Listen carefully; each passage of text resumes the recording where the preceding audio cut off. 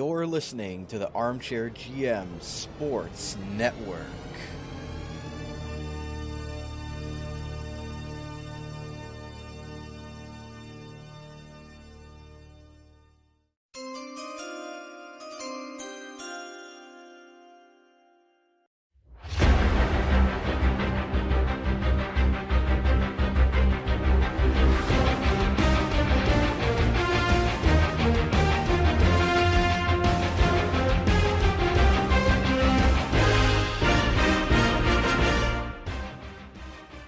How's it going, ladies and gentlemen? Welcome to today's installment of Straight to the Extra Point. This is our AFC Draft Recap Show right here on the Armchair GM Sports Network, your source for North American sports coverage by sports fans, for sports fans, delivered to you right here from the Niagara region. Follow the podcast on Twitter at Armchair GM Pod. Like us on Facebook at facebook.com by searching the Armchair GMs Network. Listen to us live right now on the Spreaker app or Spreaker.com by searching the Armchair GMs. As well, we're on Spotify, YouTube, Apple Podcasts, Google Podcasts, iHeartRadio, CastBox, and Deezer. So wherever it's most convenient for you to listen to us, we're on all those different platforms for you on demand whenever you'd like. As well, check out our brand new website by searching armchairgmsports.com. All of our podcasts and articles are on there, as well as an in-depth look at our hosts on the show. Everything from the network will be posted on there, so make sure you check out that new website of ours. And as always, I'm your host of Straight to the Extra Point, Cappy. You can follow me on Twitter at Capoots13 with a Canadian Z. And I'm pleased to be joined once again on Straight to the Extra Point by my NFL football co-host Miklos McMaster, former OUA athlete for the Waterloo Warriors and practicing medical professional. You can follow him on Twitter at Miklos_McMaster. And Miklos, we are back with what was a big hit last year with our draft recap show. And today we're going to be talking about the AFC conference, which I know is very near and dear to your heart. So are you fired up for this show?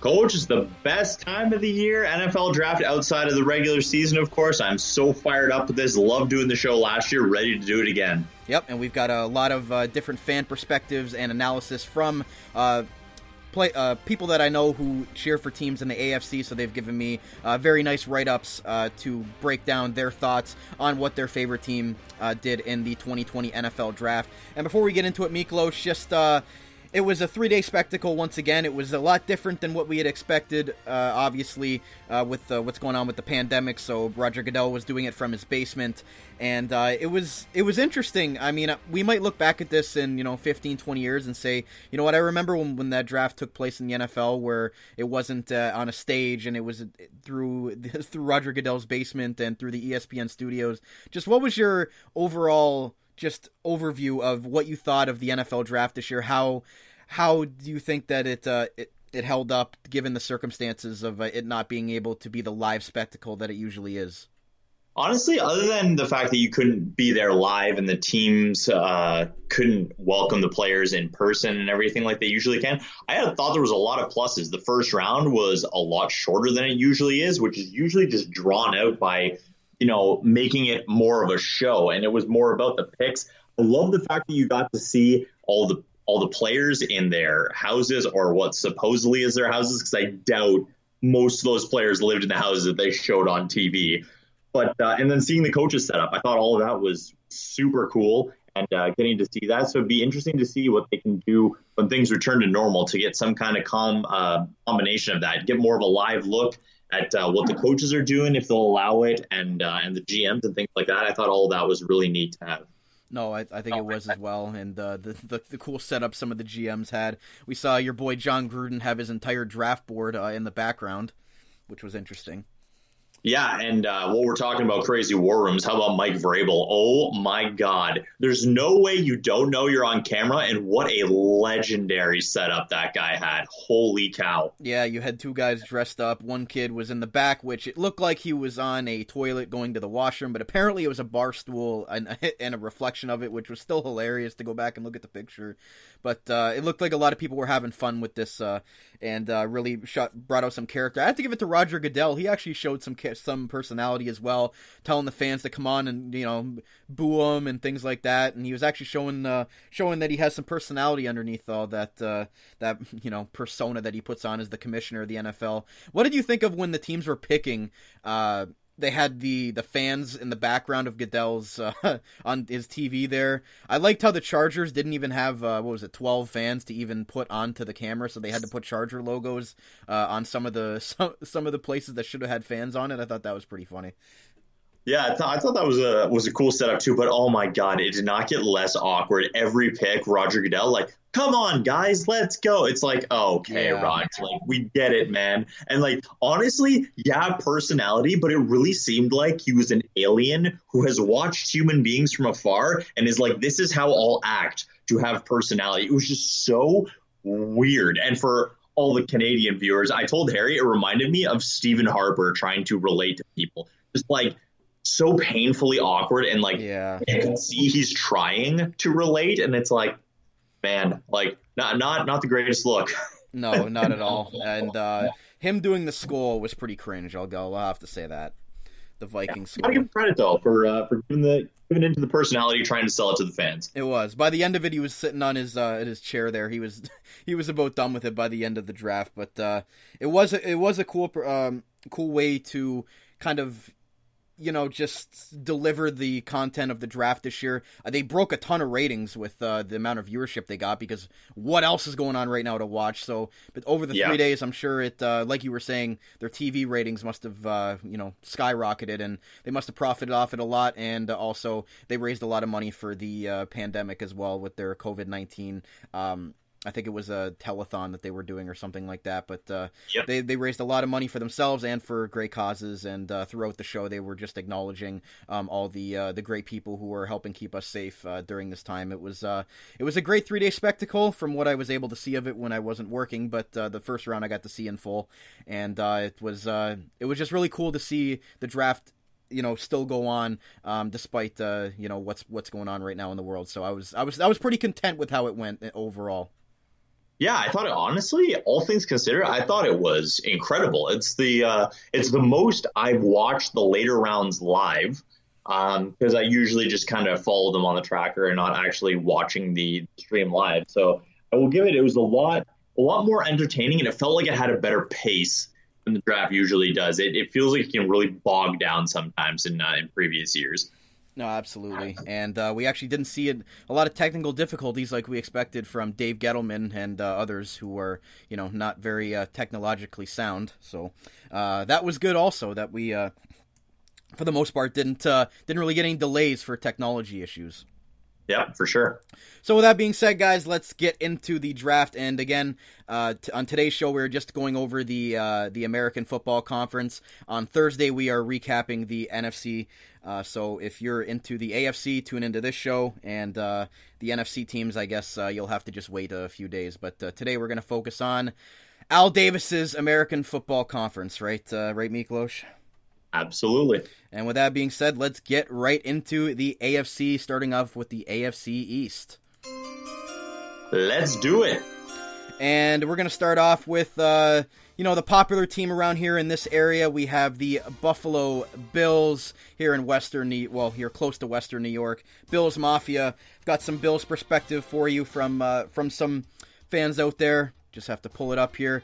And we'll start off with the Buffalo Bills. We have Austin Broad, who is a friend of mine and contributor for the Armchair GM Sports Network as well. He is my co-host for the Buffalo Sabres show on the network, and he's also a contributing writer for the website, also for the ChargingBuffalo.net, so shout-outs to him. He says about the Buffalo Bills, the Bills entered the draft with no immediate needs. The use of the first-round picks on Stephon Diggs was a genius move by Brandon Beane. Once the Bills got on the clock, they managed to get a tremendous value in every pick. Ebenezer would have been a solid pick in the first round. Getting him in the second was a steal. Every pick was methodical and for the sole purpose of adding depth to the roster. Jake Fromm in the 5th round pick could be a sneaky good pick in a few years from now. Adding a backup quarterback is always an underrated move for the team in a win-now mode. After the draft, their offseason, the Bills made it clear they are in their championship window, and it's up to Josh Allen to get the team where they needed to go. Next, we had Josh Howcroft. He puts, this is the first draft that the Buffalo Bills have had in a while where the team didn't have any glowing needs to address, as they seem to have their starters locked in for the upcoming season. We can't talk about the draft without talking about the Bills' moves moving their first, fifth, and sixth round picks and a fourth round pick for Stephon Diggs. Because of the Diggs trade, they were able to use their second and third round picks to address other positions. This draft seemed like the Bills were trying to shore up their roster by creating internal competition at training camp. There's going to be spots for the Bills' 53-man roster for all 7 of their players that were drafted if they perform well at training camp. One takeaway from this year's draft versus last year's is Brandon Beane wanted to make sure Josh Allen, the Bills' offense, had good enough depth at each position. The Bills needed a backup quarterback, and selecting Jake Fromm in the 5th-round pick. He's a smart player who has the potential of outgrowing a backup position and being used as a trade chip in the future. His 78 passing touchdowns are good for second all-time at Georgia. Stephen Hauschka gave the Bills fans plenty of heart attacks over the last few years and a half, and bringing in Tyler Bass to compete with the starting job is a breath of fresh air. Dane Jackson will come in to learn from Trey White. Dane Jackson will be coming in to learn from Trey White and Josh Norman. If this goes according to plan, I believe he'll be the starting opposite to Trey White next season. At training camp, it's going to be interesting to see how the 3rd-round pick Zach Moss does. When you look around the Bills' current running back situation, it seems a starting position could be available for the player of his talent.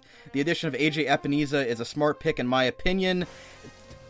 When you look at the age of the current defensive ends on the Bills, Jerry Hughes 32 and Trent Murphy 30, I imagine both of these players will not be on the team by next season. As a Bills fan, it was nice to go into the draft without worrying about any specific needs. Looking forward to the upcoming year. And lastly, Casey Salvis says, I thought the Bills had a great draft, took Epineza, great value, should have been a first-round pick, will help the Bills in the future with Jerry Hughes and Trent Murphy getting older. Getting Zach Moss and Gabriel Davis is also good picks. Moss will help Devin Singletary in the backfield, and Davis will help the Bills in the red zone with his size. Jake Fromm was awesome value, will be the backup for Josh Allen in the future, and might have to trade for value down the road. In all, the Bills got better this draft weekend and will be a dangerous team this season. They get a B+ from me in the draft, so very much appreciated for the insight from Austin, Josh, and Casey. And with that being said, Miklos, what did you think of the Buffalo Bills draft?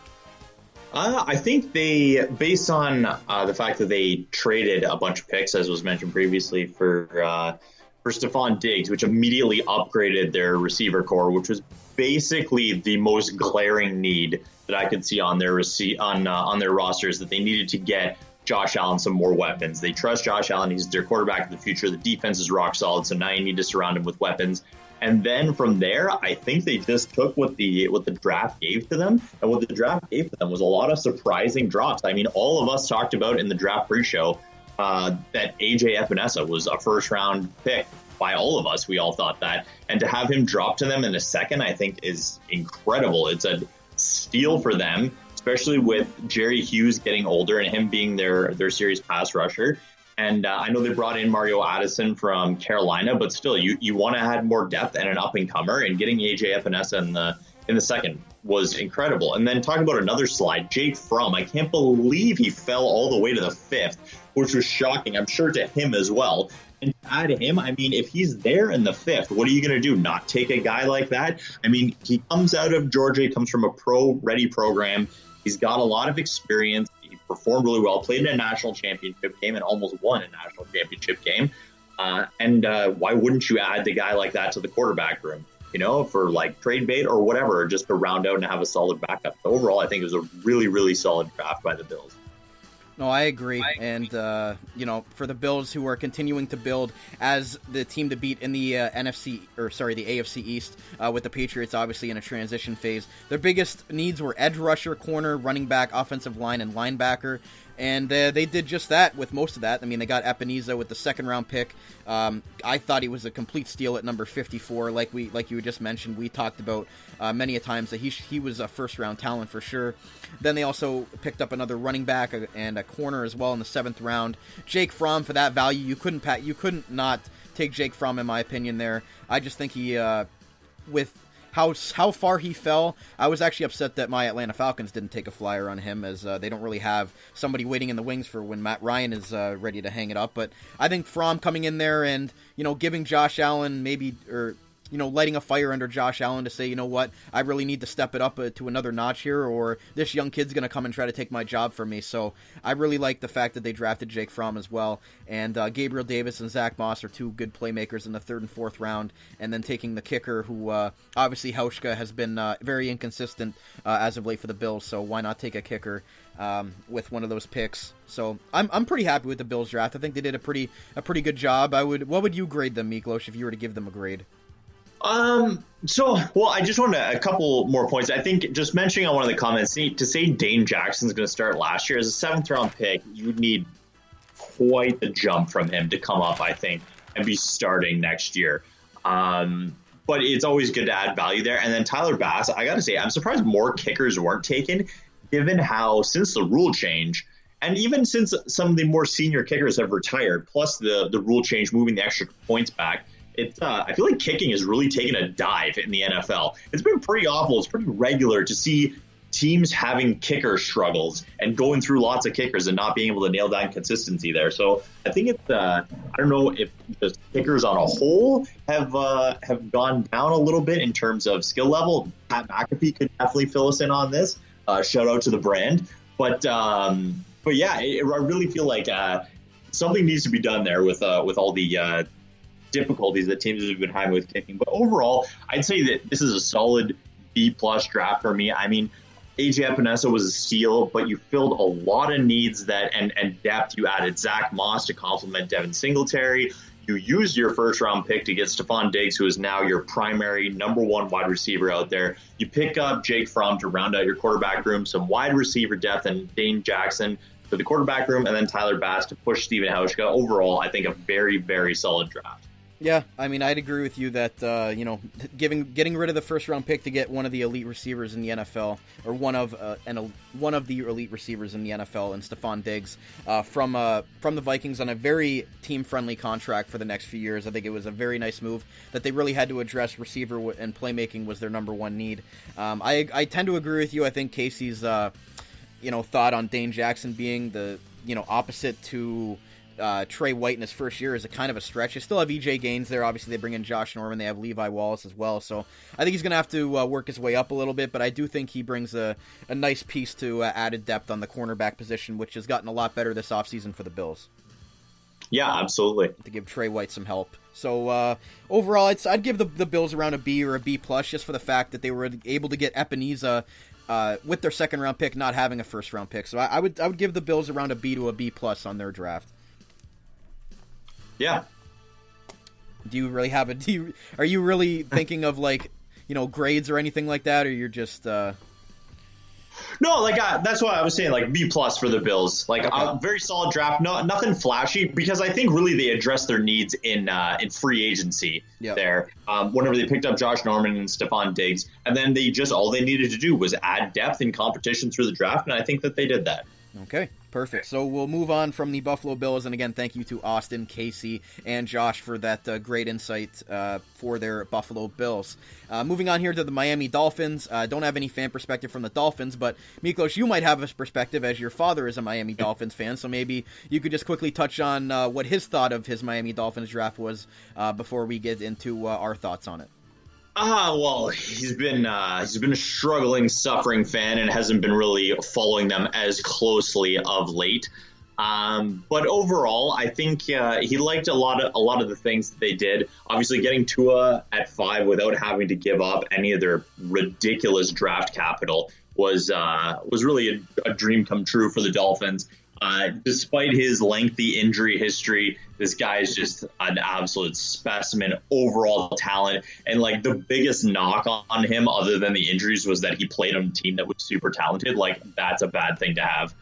And really, I think they're in a really good position where they have the anti-tank Ryan Fitzpatrick. And if Dolphins fans are willing to be patient, as they were last year, and let the Fitzmagic work a bit, you can let Tua come back, especially with his injury history. Make sure that he's 100% before you decide to get him out there. And then through their draft, if you want, I can continue. I'll just go right through their picks that they made here. So they get Tua in the first. They add their tackle of the future in Austin Jackson, who's going to be, according to our lads already, slotted in at left tackle for them. So they got their hopefully left tackle of the future to protect Tua's front side, as the lefty will be having Jesse Davis currently blocking for his blind side. So I don't know if they maybe want to think about moving Austin Jackson to the right tackle. And then, my God, I'm going to just mention it here just because he's been drafted here. I will say Nigeria definitely won this draft. The amount of players that were born in Nigeria and drafted this year, and unfortunately for me, I'm going to have to try and say all their names. I apologize to all of them immediately for butchering their names.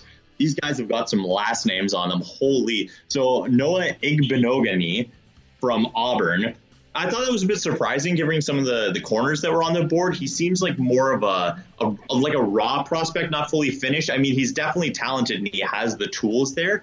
But given the other players that they could have taken there, will come up again. Christian Fulton was still available. Shout out to Trey. Lucky him in the Tennessee snagging him. But just as I mentioned, as another guy, I know they feel set at corner, and so he can learn behind Xavier Howard and Byron Jones. I just thought if they were going to take a secondary player there, I thought they were going to take a safety with Grant Delpit and Xavier McKinney, both still on the board there, and they kind of took him. I think that was a bit of a surprising pick. No, I think with the Dolphins having 3 first-round picks, I think it was very important for them to address, obviously, like we discussed, the quarterback and offensive line. From my mock draft, I think they probably could have got Tua a little bit later. I don't really know if any team was going to take him. Justin Herbert, I think, was going to be the guy taken by the Chargers, contrary to what you said on the draft preview show. But I think Austin Jackson was kind of a reach at 18. I think there were still some better tackles on the board than going with him. And like you said, the corner from Auburn, I'm not even going to try to say his name because I don't want to butcher it either. I just think there were better corners and safeties on the board if they wanted to go to defensive back with that position. I feel like they still had a pick at 39, so I feel like if they really wanted him at 39, they probably still could have got him there. For sure. And definitely taken one of those other high-end corners or safeties that were still on the board at that time. But the Miami Dolphins here with a lot of picks and going into their rebuild phase, their biggest needs were obviously quarterback, O-line, running back, safety, and edge rusher. So looking at it, they got a quarterback, tackle, corner, tackle, defensive tackle, safety, guard, DN, center, and wide receiver. So, Miklos, what would you rank the Miami Dolphins on a grade sheet for their draft this year? So I think also because it looks like they didn't fill all of their needs, they also did fill some needs in free agency or trades. They picked up Matt Breida to fill out their running back room, and they already had Jordan Howard there. So I think that's why they were willing to pass on drafting a wide receiver. I think overall, considering where they were last year and what they did with the roster and the things that are moving forward, I give them a solid B for this draft. They get their quarterback of the future, they get their hopefully tackle of the next decade, and then they filled a ton of other needs. They made some picks that, like we mentioned with the corner out of Auburn, I don't know if they really needed to take him there. I really like the Raekwon Davis pick, adding depth to their D-line. You always want to win for the front seven moving forward. And then just filling in depth elsewhere. And picking a bunch of linemen is never going to be a bad thing. I know it's not sexy and the fan base isn't really pumped up about that, but if you know how teams win in the NFL and in football in general, drafting O-line and D-line, you win in the front seven and in the trenches, and that's a good way to start if you're rebuilding your franchise. Yeah, you can never have enough offensive linemen as they can go down, and you need somebody to step up. So, never a bad thing taking some guard depth on either side. And I think you meant to say running back instead of wide receiver when you were talking about Breida. I think you just accidentally said wide receiver, but yeah. But that was a nice trade for them as well. I think getting Breida was nice. Obviously, the Niners have a lot of running backs, so I think they got him for a lot cheaper than maybe he should have went for. So good on the Dolphins for getting Matt Breida. He's a solid running back that just kind of fell out of place with the 49ers and their running back depth. So overall, I also love Brandon Jones, a safety from Texas, being taken. Shout-outs to them. Hook 'em. As a Longhorns fan, love to see that. But I'm going to give him in between a B- and a B. I really like them getting Tua because it's the quarterback that they wanted. I just think that the guy they took at 18, Austin Jackson, and the the corner from Auburn at 30, I think were both reaches. I don't really like those picks. They were both needs, but I feel like there were better players available at that time. So I'm going to give the Dolphins a B- on this one. I feel like they definitely could have hit a home run with this one, and to me they kind of just hit maybe a double or a single or a double with this instead of hitting a home run with 3 first-round picks. But moving on here to the next team in the AFC East, and that is the New England Patriots, who are now moving on from the Tom Brady era, and it looks like the Jarrett Stidham era might begin in New England. But then again, we never know until they hit the field week 1 what they're going to do. There's still time for that, so we'll have to see what happens with that. But I do have some Patriot fans. I do know some Patriot fans that still rib me about 28-3, which still hurts in my heart. But regardless, shout outs to Kyle Aikett, who is the co-host and co-owner of the Armchair GM Sports Network with myself. He says about his New England Patriots, although I wouldn't call myself a full-on diehard Patriots fan, I do follow the team when I can. My love in sports is with hockey and pro wrestling, but I do leave some room in there for the Pats. I hear it all the time because it's what it is like being a fan of this team. This year have certainly been interesting offseason with this team, with our 2 offensive cornerstones, Brady and Gronkowski, with retirement. It's certainly going to be a fresh start and new era for the Patriots. Going into the draft this year, the obvious talk surrounding the Patriots was who is going to replace Brady, and will they draft a quarterback? There has also been talk of the Pats management and Bill Belichick having lots of faith in quarterback Jarrett Stidham. So I really don't know what to think going into the draft. I really was hoping for some team needs to be filled with, but with the history of the Patriots drafting, it's always a mixed bag. After it was all said and done, I did like some of the picks that were drafted. I really loved Josh Uche, the defensive end pick. I really think he can bring a lot to our defensive line with him coming in and a highly touted profile of getting to the quarterback a lot. The one pick I really can't get a grip on is the first pick will be traded down, a safety Kyle Duggar from Lenore Rain in the Division 2. Yes, the highest pick of Division 2 in the draft goes to the Patriots. I will say though that he's got a lot of upside going into his game. Could very well be a blessing in disguise. The only thing that doesn't look promising is Bill Belichick, his history of horrible defensive backs taken in the second round. Here's to hoping for some good luck this year. Kyle's draft grade was a B- for the New England Patriots. Thank you, Kyle, for that.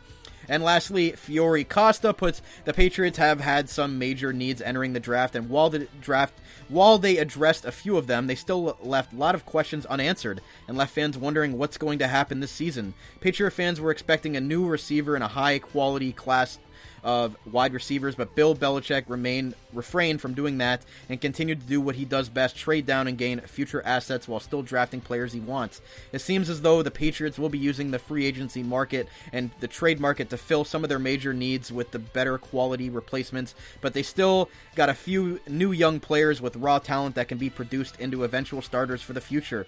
A bright spot for the Patriots draft was Kyle Duggar, who lots may think was a reach for a D2 talent, but the raw traits he possesses and his diversity to play both defense and special teams is what the Patriots truly love to do and will make him fit the New England scheme just fine, the Patriot way. The draftee with the most promise in my eyes is Anthony Jennings, and he has played in a championship environment for years with Alabama and has the tools and traits that the Patriots could work with to turn him around into a dominant linebacker, which they have done a few times in the last 25 years. Perhaps one of the biggest questions Patriot fans had leading up to the draft was if they were going to draft a replacement for Tom Brady, but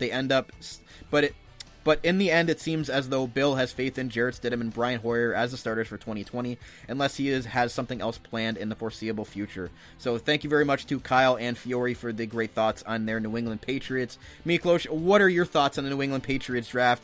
Despite Bill Belichick having his dog in front of the computer on that live stream, looking in on his war room, I guess you could say, Bill Belichick. His dog maybe was making some of those picks, but what did you think of the Patriots as a whole in this draft? I love that. I love Bill Belichick, the stuff that he does. It's just fantastic. From like his war room looking absolutely barren, just a table with a laptop on it, to then his dog. He knows when the camera is coming on for his pick, and he leaves so that the dog is just there. Mwah, fantastic. As for their draft, I love this draft for the Patriots. I think they were too far down in the first round to really address a immediate replacement, and I think the roster is kind of in need of a shakeup. So what do you do when you need a shakeup? As I mentioned before, you start building from the front seven and the O-line. So what does Bill Belichick do? He trades down, he gets more picks. They're going to get a real honest to good look at Jarrett Stidham. And if he's not working out, you got Brian Hoyer, old reliable, who knows the Patriot system, the Patriot way, can come in and get this roster moving and gelling together. You pick up an O-lineman, you get some solid tight ends to try and see some tight ends in the future. And Devin Asiasi, I really like him. He's super athletic. I think Bill Belichick, if anybody, is going to find a great way to use him as a weapon. I don't think if you're not really looking to blow up right away with a win now attitude, you don't really need wide receivers. I know it's a really deep class, and you might want to get Jarrett Stidham some weapons, but what better weapons than to train him on how to throw to the guys you have now with a solid front seven to give him the protection he needs, and then get a good running game going. And then on the defensive side, add some front seven guys, which is awesome. And the Kyle Duggar pick, oh my God, if you know Bill Belichick well, and you know the Patriots well, this is an awesome pick for them. This guy is a safety, and he's a freak on special teams, both returning. I know he played in D2 and everything, but this guy is a weapon that Bill Belichick is going to use in lots of different ways, either if it's just purely on special teams. As much as people ignore special teams and everything, just look at what Matthew Slater has done for the Patriots in just changing games for them by having him out there. Matthew Slater is getting older. Maybe Kyle Duggar, if he doesn't turn into a stud safety, will be a stud return man and the new Matthew Slater on that defense. That's something to think about as well as a gunner and special teams ace out there. So overall, I think I really like this draft. I'm going to give him a solid A- on this for rebuilding the core of this team. Wow, very high praise for Miklos for the New England Patriots. And also the years of control, too. By taking somebody in the second round, you have many years of control with that player. So if he ends up, becoming a very good player, taking him in the second round, you have those extra years of control as opposed to, signing him as an undrafted free agent. So I think that's a smart move by the New England Patriots as well, which I thought that they would take advantage of the fifth-year option with the first-round pick. But still moving down and gaining another pick, I think, was smart in that opinion. But it would have been nice for them to go up and grab, a Gross Matos or an Ebenezer or somebody like that. Ebenezer was still available at their pick at 37. But you know what? I'm never going to question what the Patriots do because obviously over the past few decades it's worked out very well for them. And we never know. We could be looking back at Kyle Duggar and saying, here's another spectacular pick by the New England Patriots and Bill Belichick here in the second round. So until we see how this pans out, we can never really count the Patriots out in this new era of Patriots football that they seem to be moving into. Their biggest needs going into the draft were quarterback, tight end, linebacker, D-line, and wide receiver. They ended up going safety, linebacker, tight end, kicker, guard, linebacker, center, Miklos. So what did you think of just the way that their positions broke down and, being able to address a lot of needs for many different positions here? 2 tight ends, 2 linebackers, 2 guards. 3 linebackers, actually, sorry. So what did you think of just them gaining lots of depth for multiple positions in this draft? I think it's a great way for setting the foundation for, one, getting a good look at Jarrett Stidham to see what you actually have in Jarrett Stidham, and also paving the way for being in a good position to try and either trade up or, if the season doesn't go great for you, be able to draft Trevor Lawrence. Exactly. I think that would be the the number one option, but for the Patriots to be in last place, I still can't wrap that around my head until it actually happens. So you're going to give them an A-. I'm going to give them a B+. I liked some of the picks. I do think the second round pick, it's still shocking, and I would have liked to see them get one of the top end pass rushers, but you know what? The Patriots did a pretty good job here, gaining a lot of depth and a lot of positions of need that you said very well there a couple minutes ago. So I'm going to give the Patriots a B+. You're going to give them an A-.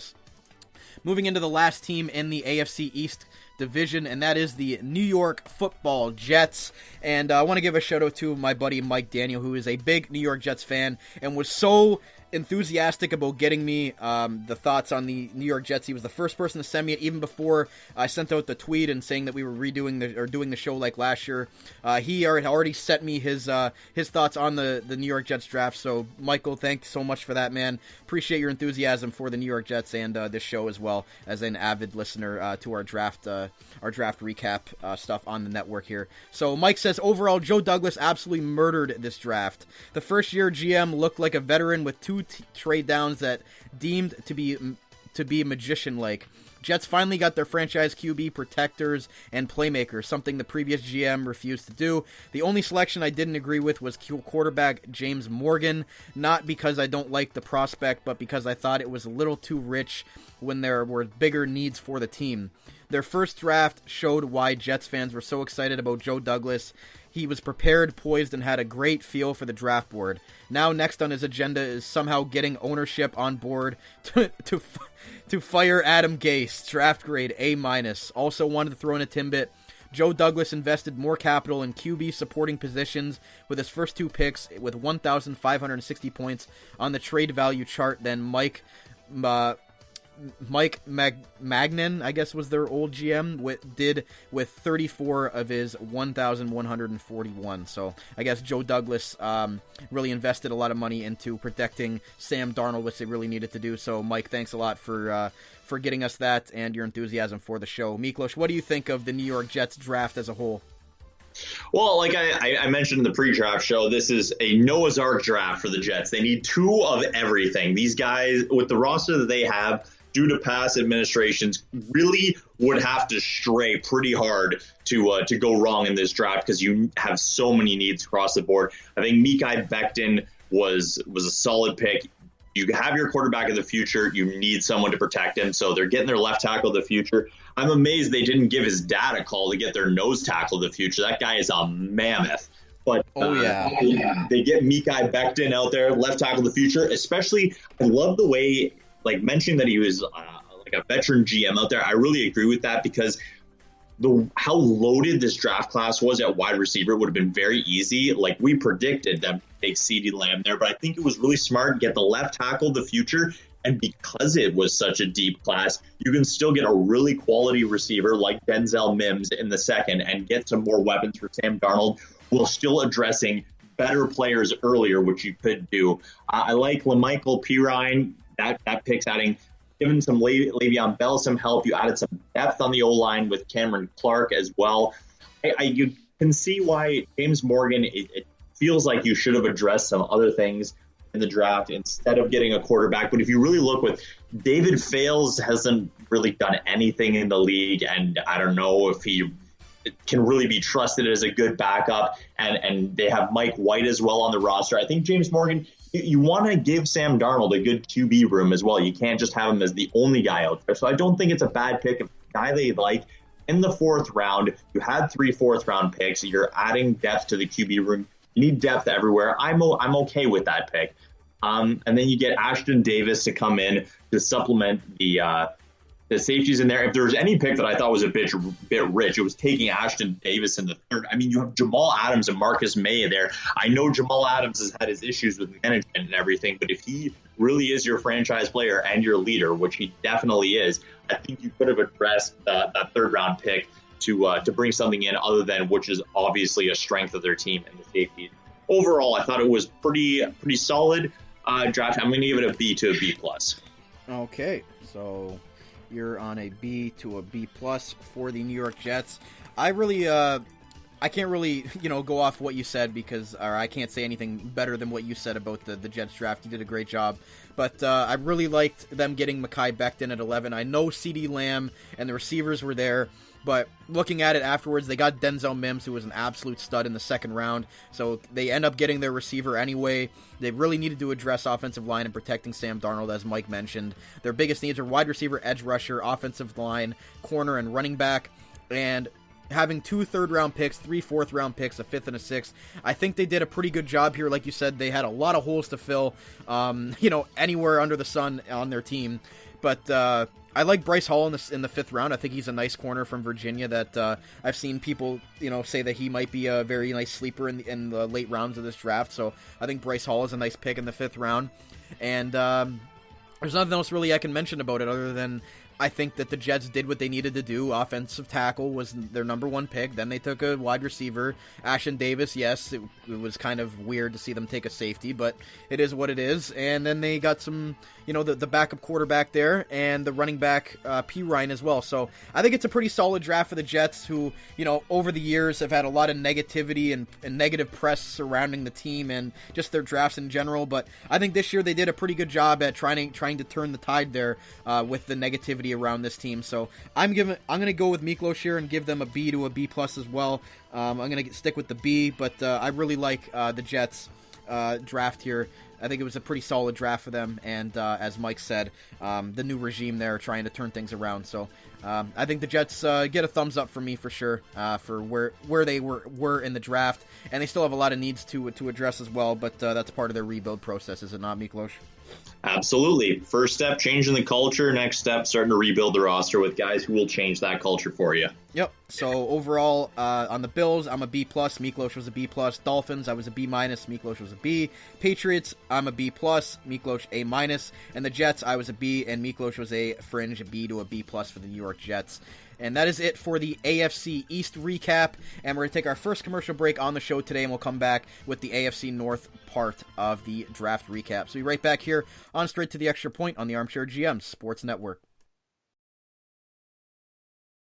Carmine's Pizzeria Italiano, serving Italian pizzas made with the freshest, top-quality ingredients. Loaded subs and our famous chicken wings, winners of the 2017 Reader's Choice Awards, and the brand-new recipients of the 2019 Reader's Choice Diamond Award from Niagara this week for Best Pizza in Niagara Falls. Open daily, located on the corner of Drummond Road and Dunn Street. Available for call-ahead pickup or delivery. 905-374-4400. Debit and credit accepted for both. You've tried the rest. It's time to try us. Carmine's Pizzeria Italiano.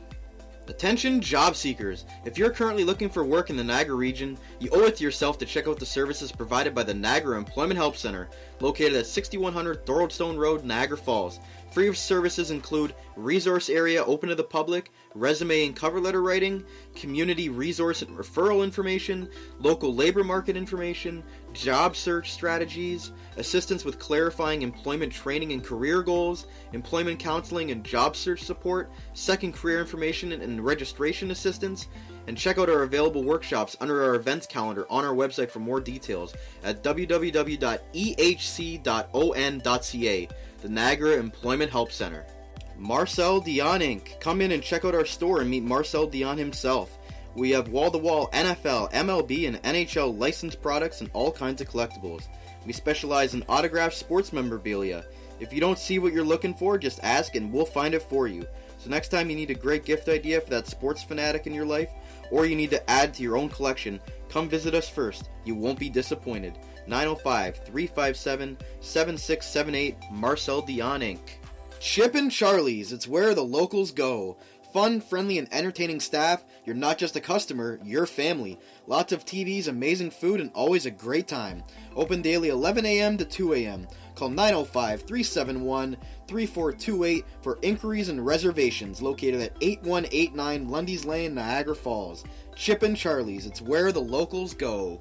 Mid-City Motors Niagara, your premium source for pre-owned vehicles. Financing and leasing for all types of credit. Check them out at 4460 Drummond Road, Niagara Falls, or at mcmniagara.com. They are also happy to announce Mid-City Mechanic is now open.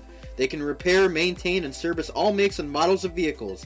Conveniently located behind Mid-City Motors at Drummond Road and Perkins Street. They will be happy to help you keep your car on the road. 905-371-2277. That's Mid-City Motors and Mid-City Mechanic. You're listening to the Armchair GM Sports Network.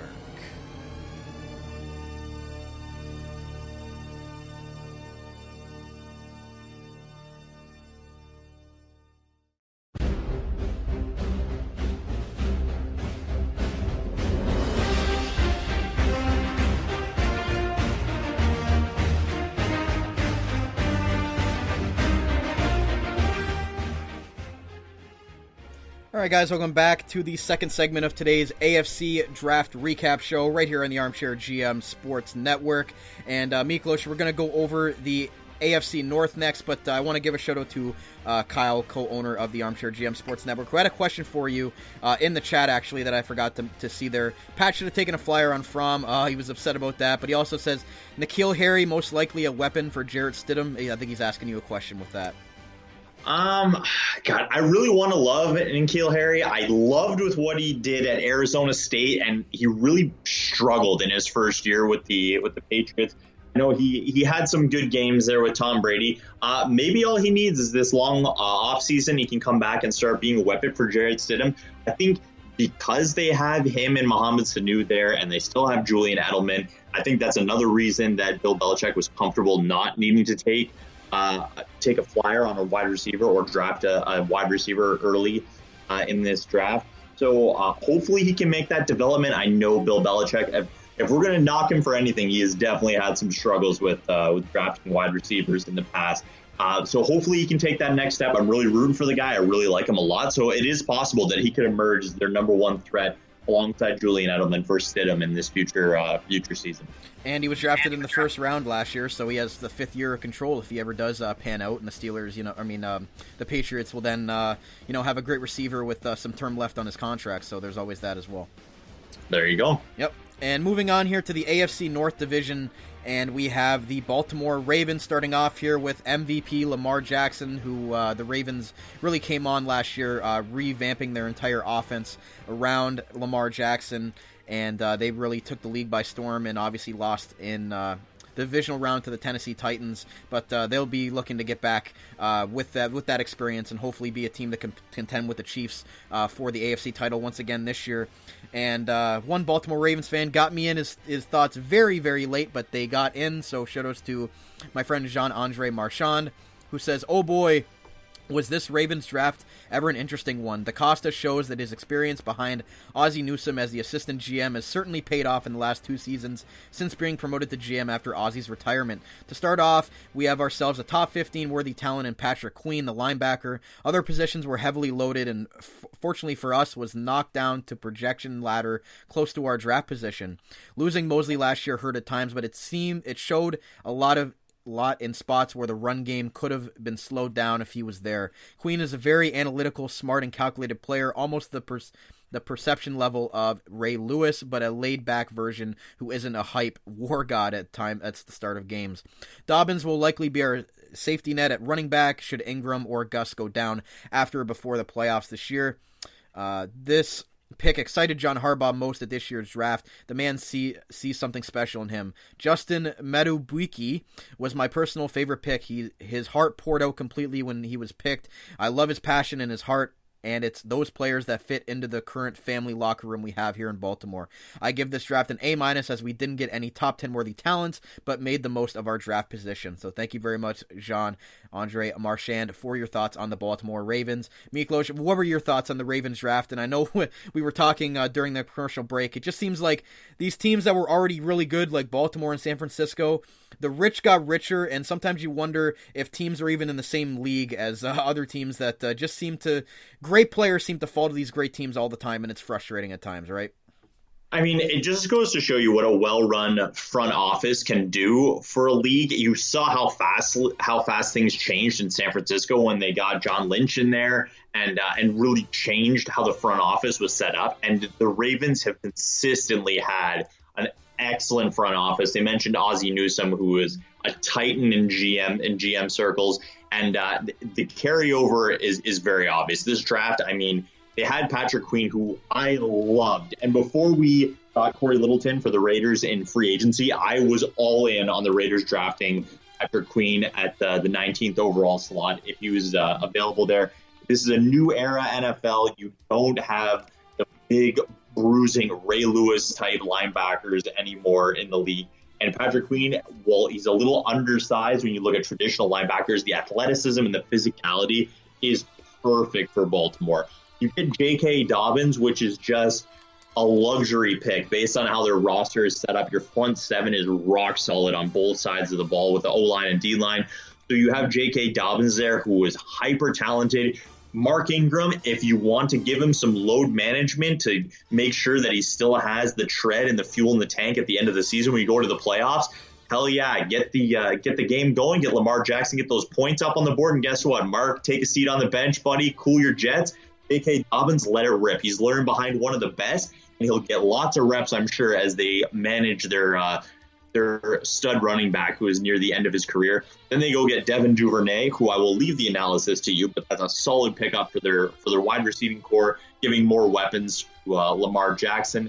And then overall, I think a very, very solid Ravens draft. And even though they didn't get any superstars, I don't think, or these really flashy picks, I don't think that's what necessitates a very good draft. I give them a solid A for this draft, filling their needs with Patrick Queen getting luxury picks and then just filling a lot of good character guys in there.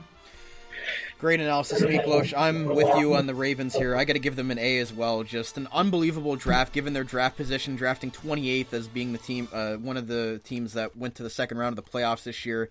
Unbelievable value in Patrick Queen, or the linebacker from LSU. J.K. Dobbins, like you said, is going to learn behind Mark Ingram, and then obviously that offense is just a fun offense to be a part of with Lamar Jackson, and J.K. Dobbins obviously going to add to that.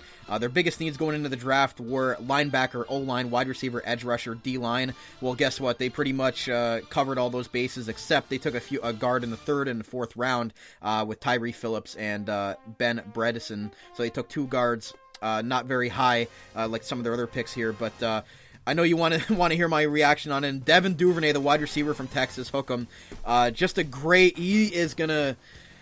Oh man, I can't even. I'm salivating over the fact of him being like a perfect slot receiver for Lamar Jackson in Baltimore. He was that in Texas. Colin Johnson was more of the deep threat, jump up, get the ball down the field. But Duvernay was really his go-to target in the middle of the field and was really his safety net in the slot. And he definitely led the team in receptions for a reason. And I was very upset that unfortunately my Atlanta Falcons did not take Devin Duvernay, as I probably would have had one of those half jerseys with the Falcons and the Longhorns with a Duvernay jersey if he was drafted by them. But regardless, whoever got him was going to get a very talented receiver here in the third round. And of course, the rich get richer with the Baltimore Ravens, and I really think he's going to play a big part in this offense in the slot, and a guy that Lamar Jackson can rely on heavily here for the Baltimore Ravens. I just love their draft. Like you said, just nothing more else I can say about it other than they just happen to have guys fall to them at these spots that probably shouldn't have been there,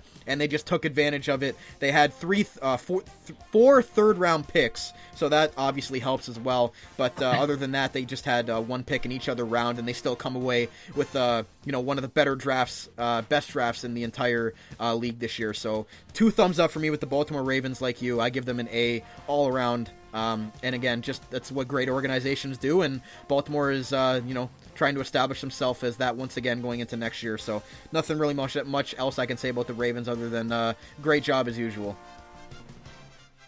Couldn't agree more. And moving on here from the Baltimore Ravens to one of their rivals here, the Cincinnati Bengals, who have kind of been the laughing stock of that division for a couple of years here since they've kind of taken a step back here, other than ending the Ravens' playoff hopes with Andy Dalton a few years ago and Tyler Boyd. That was obviously great for the Bengals and heartbreak for the Ravens. But the Bengals were the worst team in football last year, had the first overall pick. Obviously, Miklos, they take Joe Burrow first overall. And before I forget, I almost forgot. How could I forget about our good buddy Chico Nation? Shout outs to him. Big Cincinnati Bengals fan and co-host of our network when it comes to our NBA portion of the network on our Ball in the Six podcast. He says about his Cincinnati Bengals, the Cincinnati Bengals surprised nobody by taking Joe Burrow with the first overall pick, but he isn't the only player from their draft class that should contribute immediately. Clemson standout wide receiver T. Higgins adds to a pretty loaded class of wide receivers. That features A.J. Green, Tyler Boyd, Auden Tate, and speedster John Ross. Higgins has drawn comparisons to Green and will likely get some work side by side with his idol. At worst, the Bengals' latest second-round pick adds insurance should Green move on next summer. Cincinnati also addresses their most glaring need by taking 3 linebackers. The team selected Logan Wilson and Akeem Davis-Gaither with their 3rd and 4th round picks respectively. Head coach Zach Taylor and his staff manned the sidelines at January Senior Bowl, where they got an in-depth look at both prospects. The in-person evaluation proved pivotal with the coronavirus pandemic affecting most of the usual pre-draft process. Wilson and David Gaither Davis Gaither will inject some much-needed athleticism that's been missing since Vontaze Burfict commanded the heart of the Bengals defense. Purdue senior Marcus Bailey rounds out the trio of linebackers taken by Cincinnati. The Boilermakers co-captain saw his stock drop due to a pair of ACL injuries, but was a tackling machine when healthy. NFL Network analyst Daniel Jeremiah described Bailey's tape as second-round quality, and what more could you ask at pick number 215 overall? The Bengals have to be pleased with their draft class. They were never going to plug all the holes in one year, but they certainly took a step in the right direction. Thank you very much, Chico, for that great analysis of your Cincinnati Bengals. Miklos, what do you think of what Chico said there and your analysis of the Bengals draft, obviously with the top pick being Joe Burrow, but they had a lot of other needs to fill as well? I think the most important thing, as I will always say, the most important position is quarterback. They get their quarterback of the future. Love Joe Burrow and everything that he does. And wish him a lot of luck going to Cincinnati. Hopefully they can build the team around him and get him the weapons and organization that he needs to be successful there. I really like a lot of picks for the Bengals. T. Higgins, awesome pick. I think the picks of Joe Burrow and T. Higgins might change the questionable future of A.J. Green. I know there was a lot of talk about him possibly leaving and not want to be there anymore. I think that will definitely change with Joe Burrow coming there to throw him balls. And then T. Higgins, who idolizes A.J. Green and would love to learn under his tutelage, having the two of them out there running together with, yes, the already good Tyler Boyd and Auden Tate. It's a really good receiving core for Joe Burrow there. Joe Mixon at running back.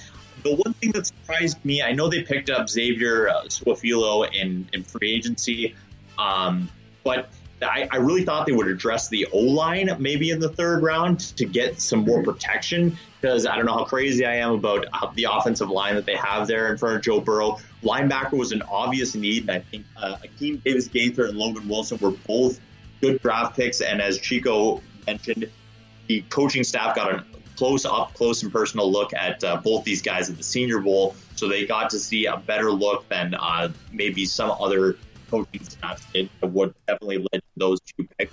And then Marcus Bailey, as we've seen before, there have been plenty of good linebackers who have, Thomas Davis, for example, who have come back from ACL injuries, and it's becoming easier and easier to come back from injuries like that. And if he can come back to the form that he had before those injuries, then that is an absolute steal for them in the 7th round. Absolutely. And the Bengals' obviously biggest needs were quarterback, offensive line, linebacker, tight end, wide receiver. I think they did a good job at addressing some of those needs. Obviously, like you said, offensive line, they still maybe need to address a little bit.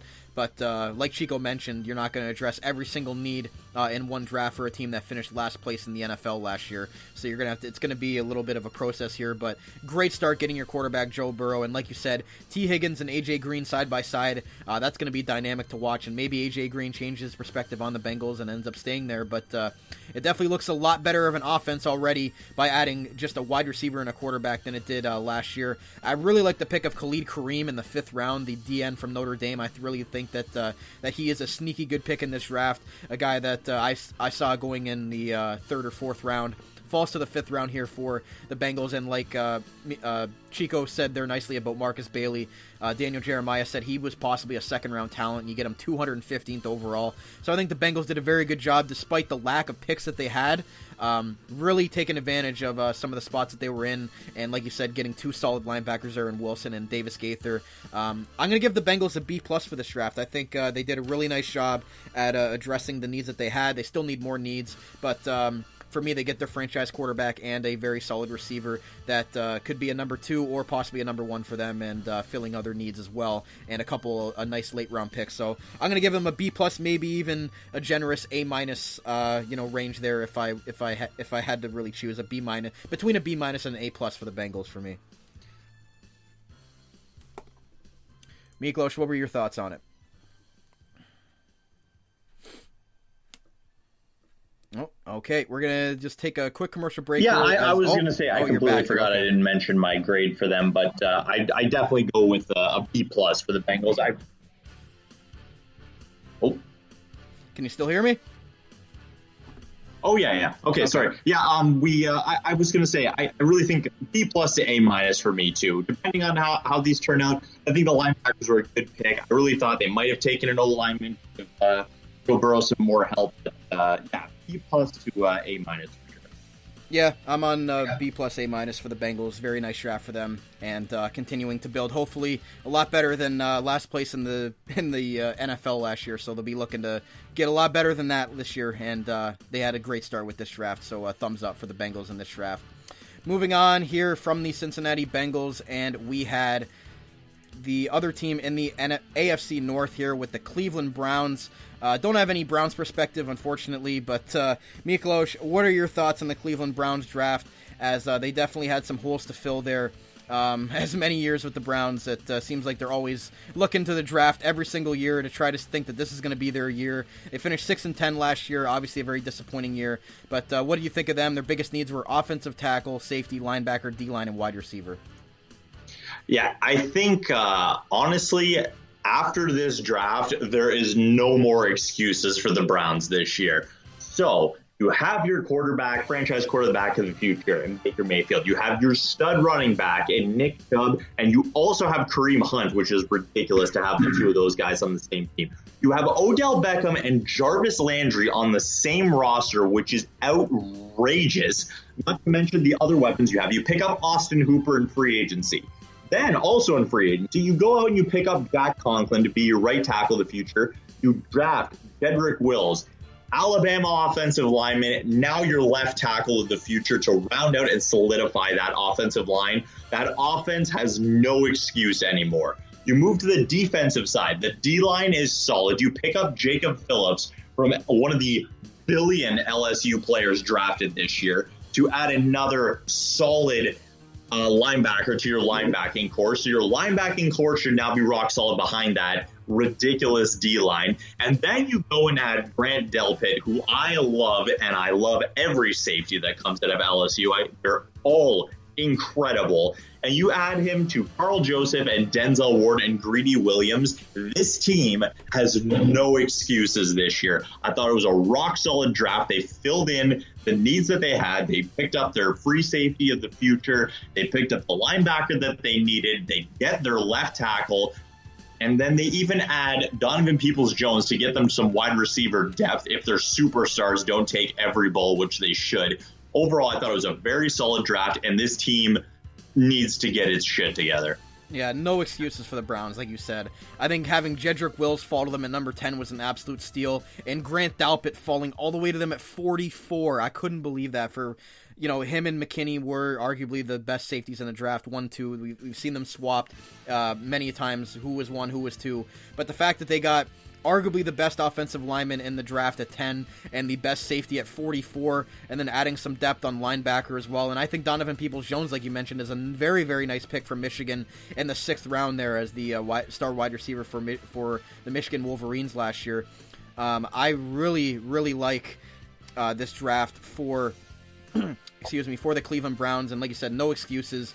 And but like we said, the Cleveland Browns won the offseason last year, and look where it got them, a 6-10 record. So they have to go and perform on the field, and their offense really needs to pick it up. But I think they have, addressed the help for Baker Mayfield on the offensive line with Wills, and some very nice pieces with Jordan Elliott, Grant Dalpit, and Jacob Phillips on the defensive side of the ball. So I'm going to give the Browns a nice, solid B+ for their draft. Miklos, what are you going to say? I'm giving them a solid A for this draft for filling in their needs, getting Grant Delpit, and just overall, any holes that they did have were filled. They get Jedrick Wills, left tackle of the future. They get Grant Delpit to add to that already ridiculous secondary. They get Phillips in their linebacking core. I think they covered all their needs that they could. They get a solid A, but like we've said before, that doesn't mean jack for this team if they don't produce on the field.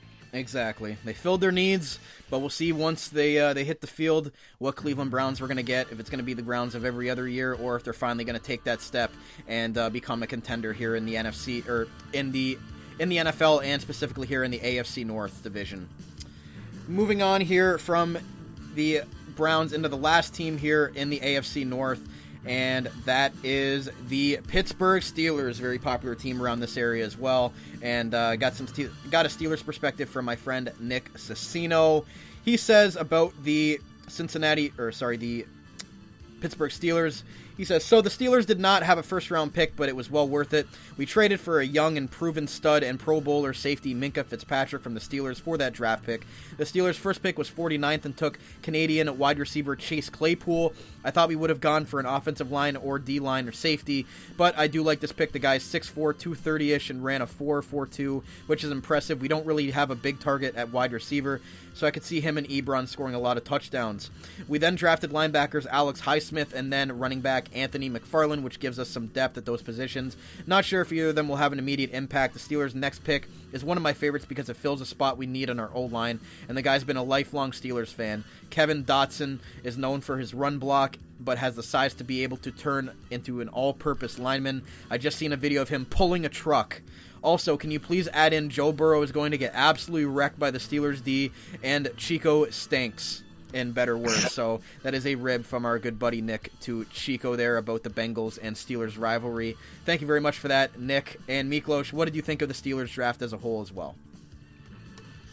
I think this is a team that was drafting way higher than you would expect them to. They don't exactly have a lot of holes. They just got massacred at the quarterback position last year, which led to a lot of their troubles. I think Chase Claypool is a fantastic pick. I don't think James Washington brought as much of the defense's attention away from Juju as was expected, and adding another weapon to hopefully returning healthy Ben Roethlisberger. They added Eric Ebron as well. I think their offense is going to bounce back in a major way. They add Anthony McFarland, which is really a luxury pick for this team based on the lack of holes that they really have.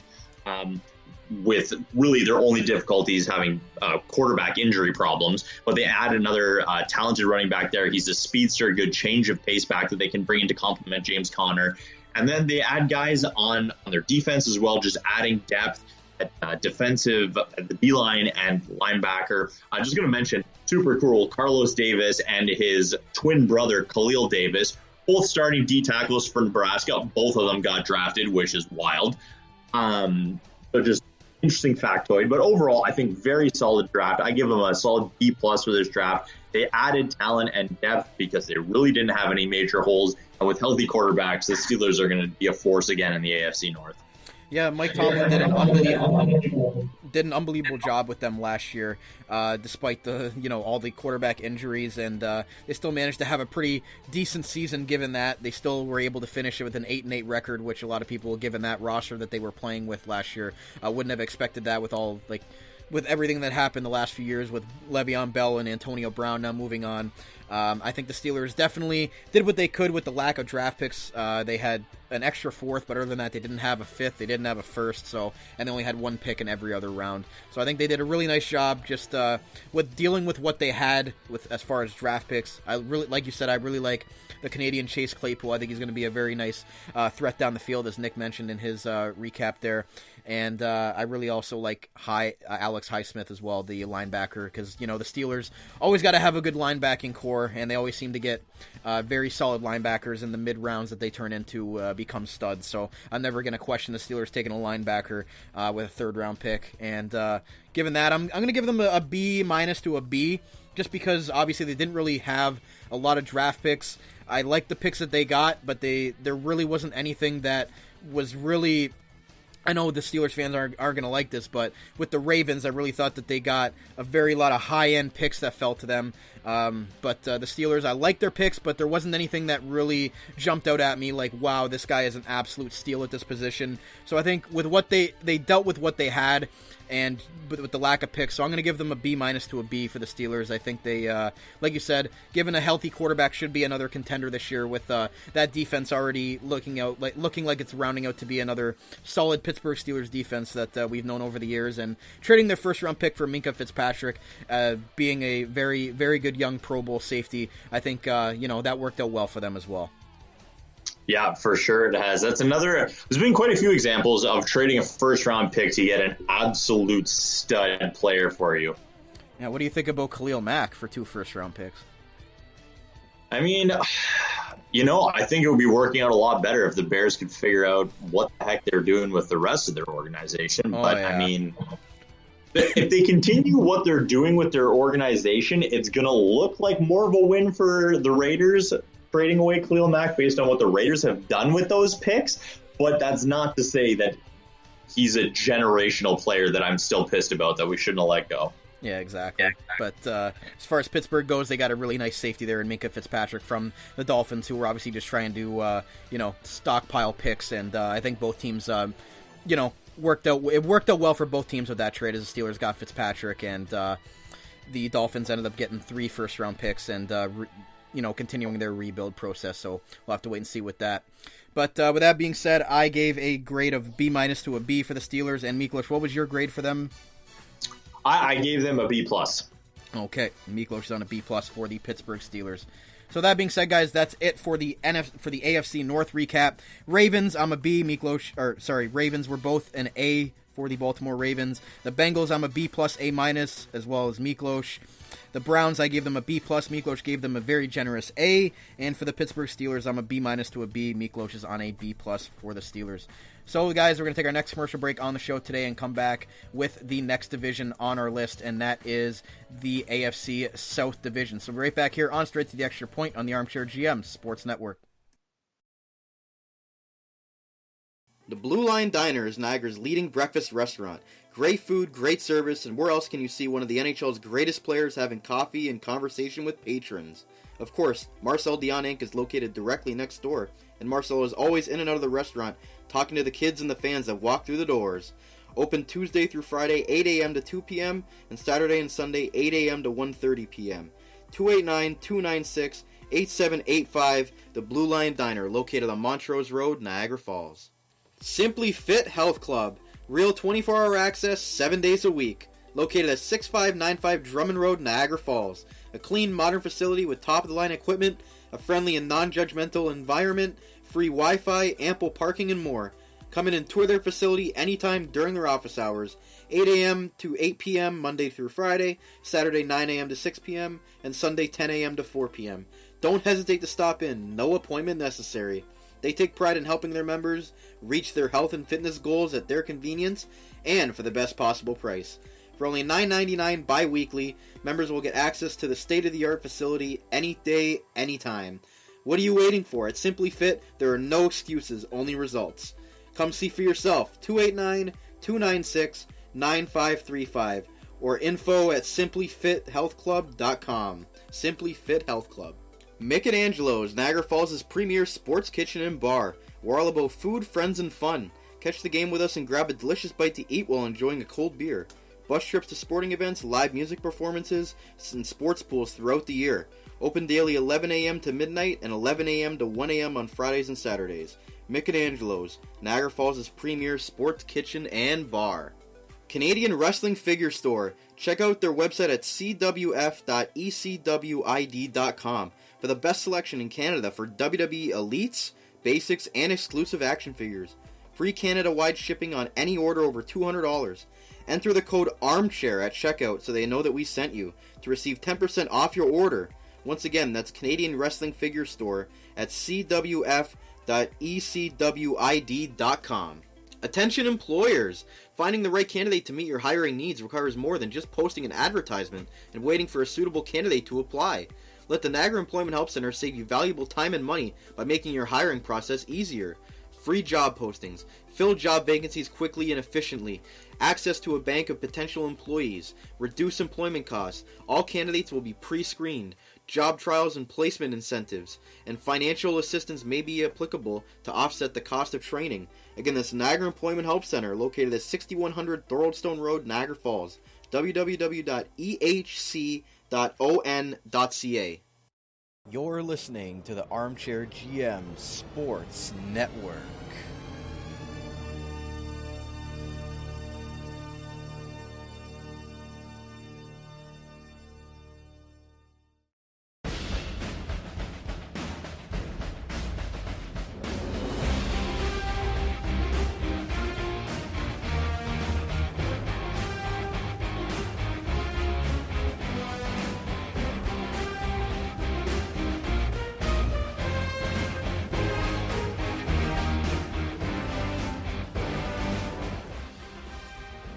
Alright guys, welcome back to the next segment on today's Straight to the Extra Point. This is our AFC Draft Recap Show.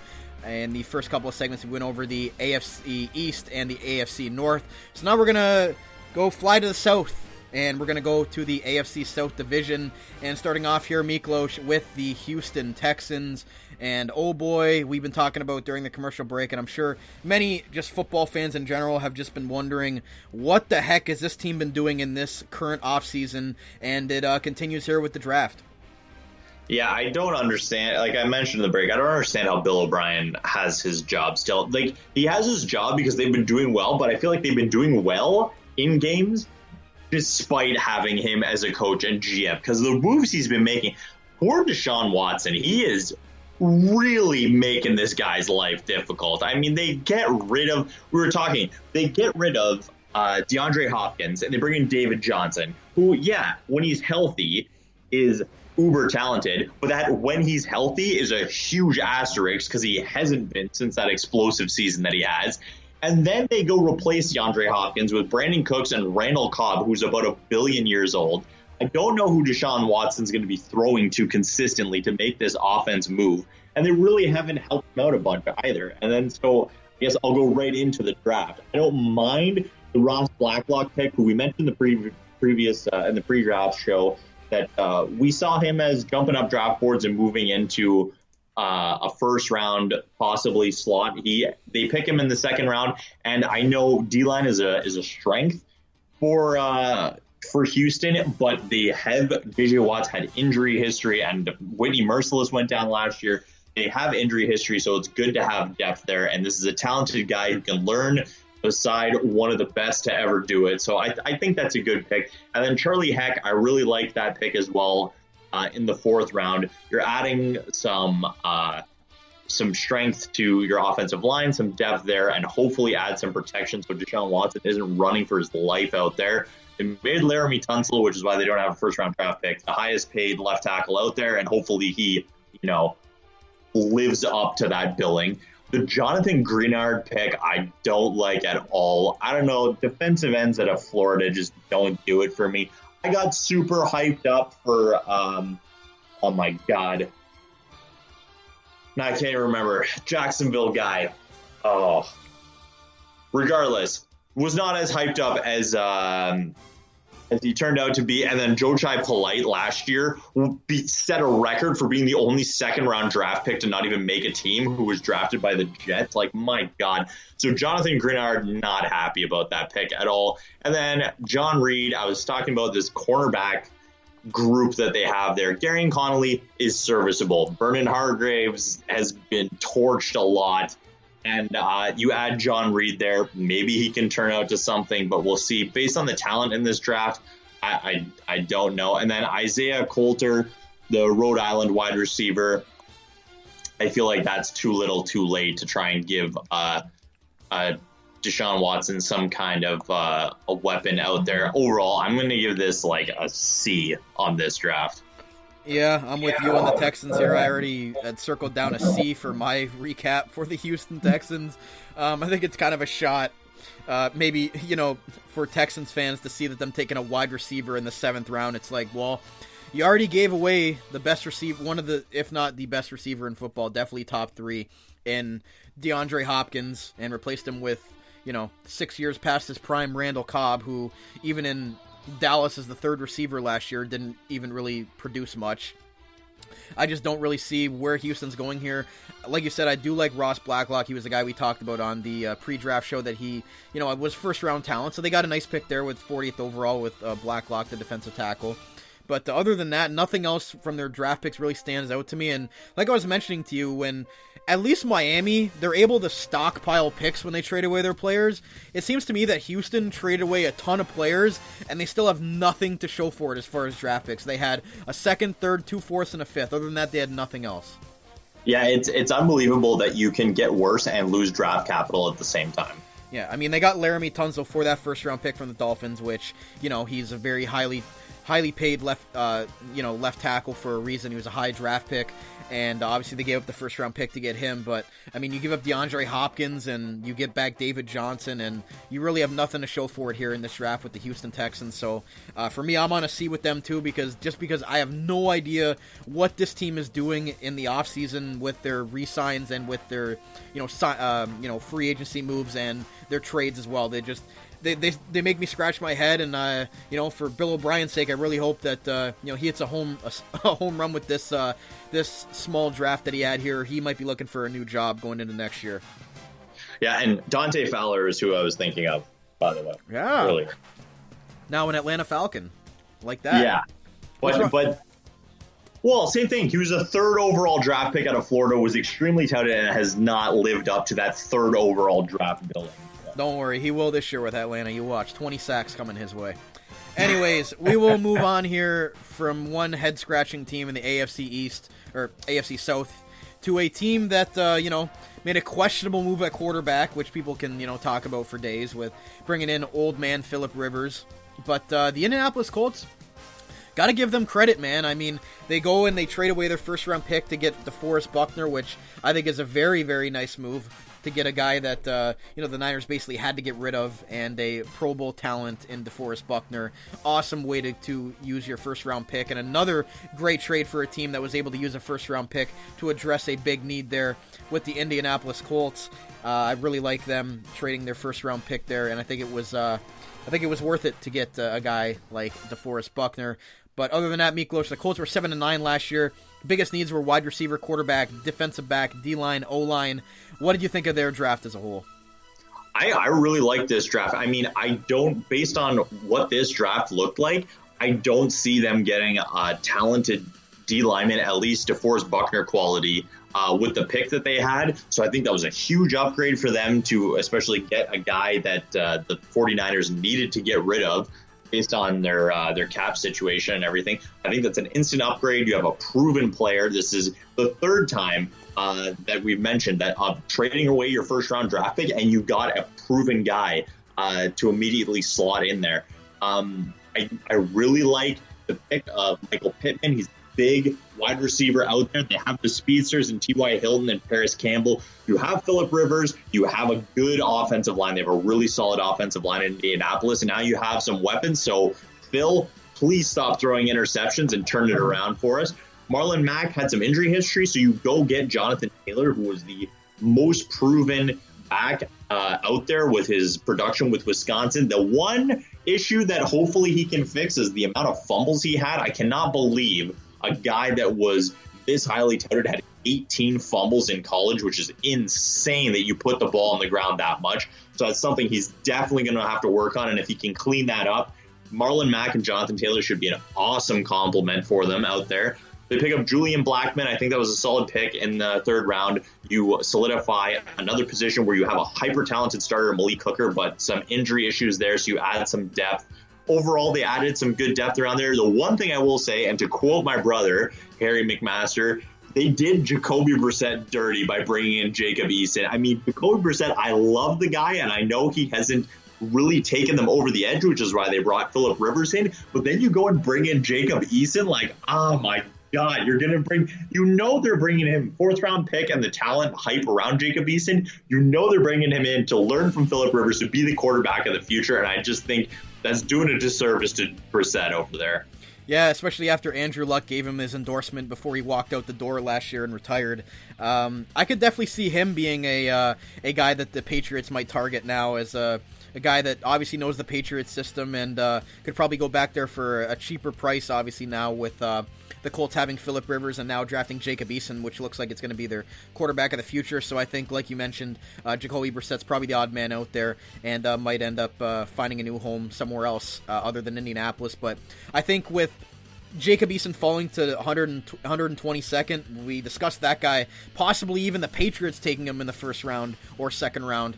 Quarterback like that, but for him to fall to 122, I think the Colts just had to take him at that point. The value was too good not to take him, and with old man Phillip Rivers as your quarterback, and obviously they clearly don't believe in Jacoby Brissett to be their starting quarterback. So I think bringing in a young quarterback like Jacob Eason is going to be a nice safety net and a good way for him to, learn behind Phillip Rivers for a year or two and possibly take over the starting job for the Colts, who really over the last little while have had the luxury of having Peyton Manning and Andrew Luck as their quarterbacks, but looks like they're going to have to develop something else here after Phillip Rivers is gone after a year or two, but we'll have to wait and see with that. But I really like the Colts draft. I think Michael Pittman is a nice pick at 34.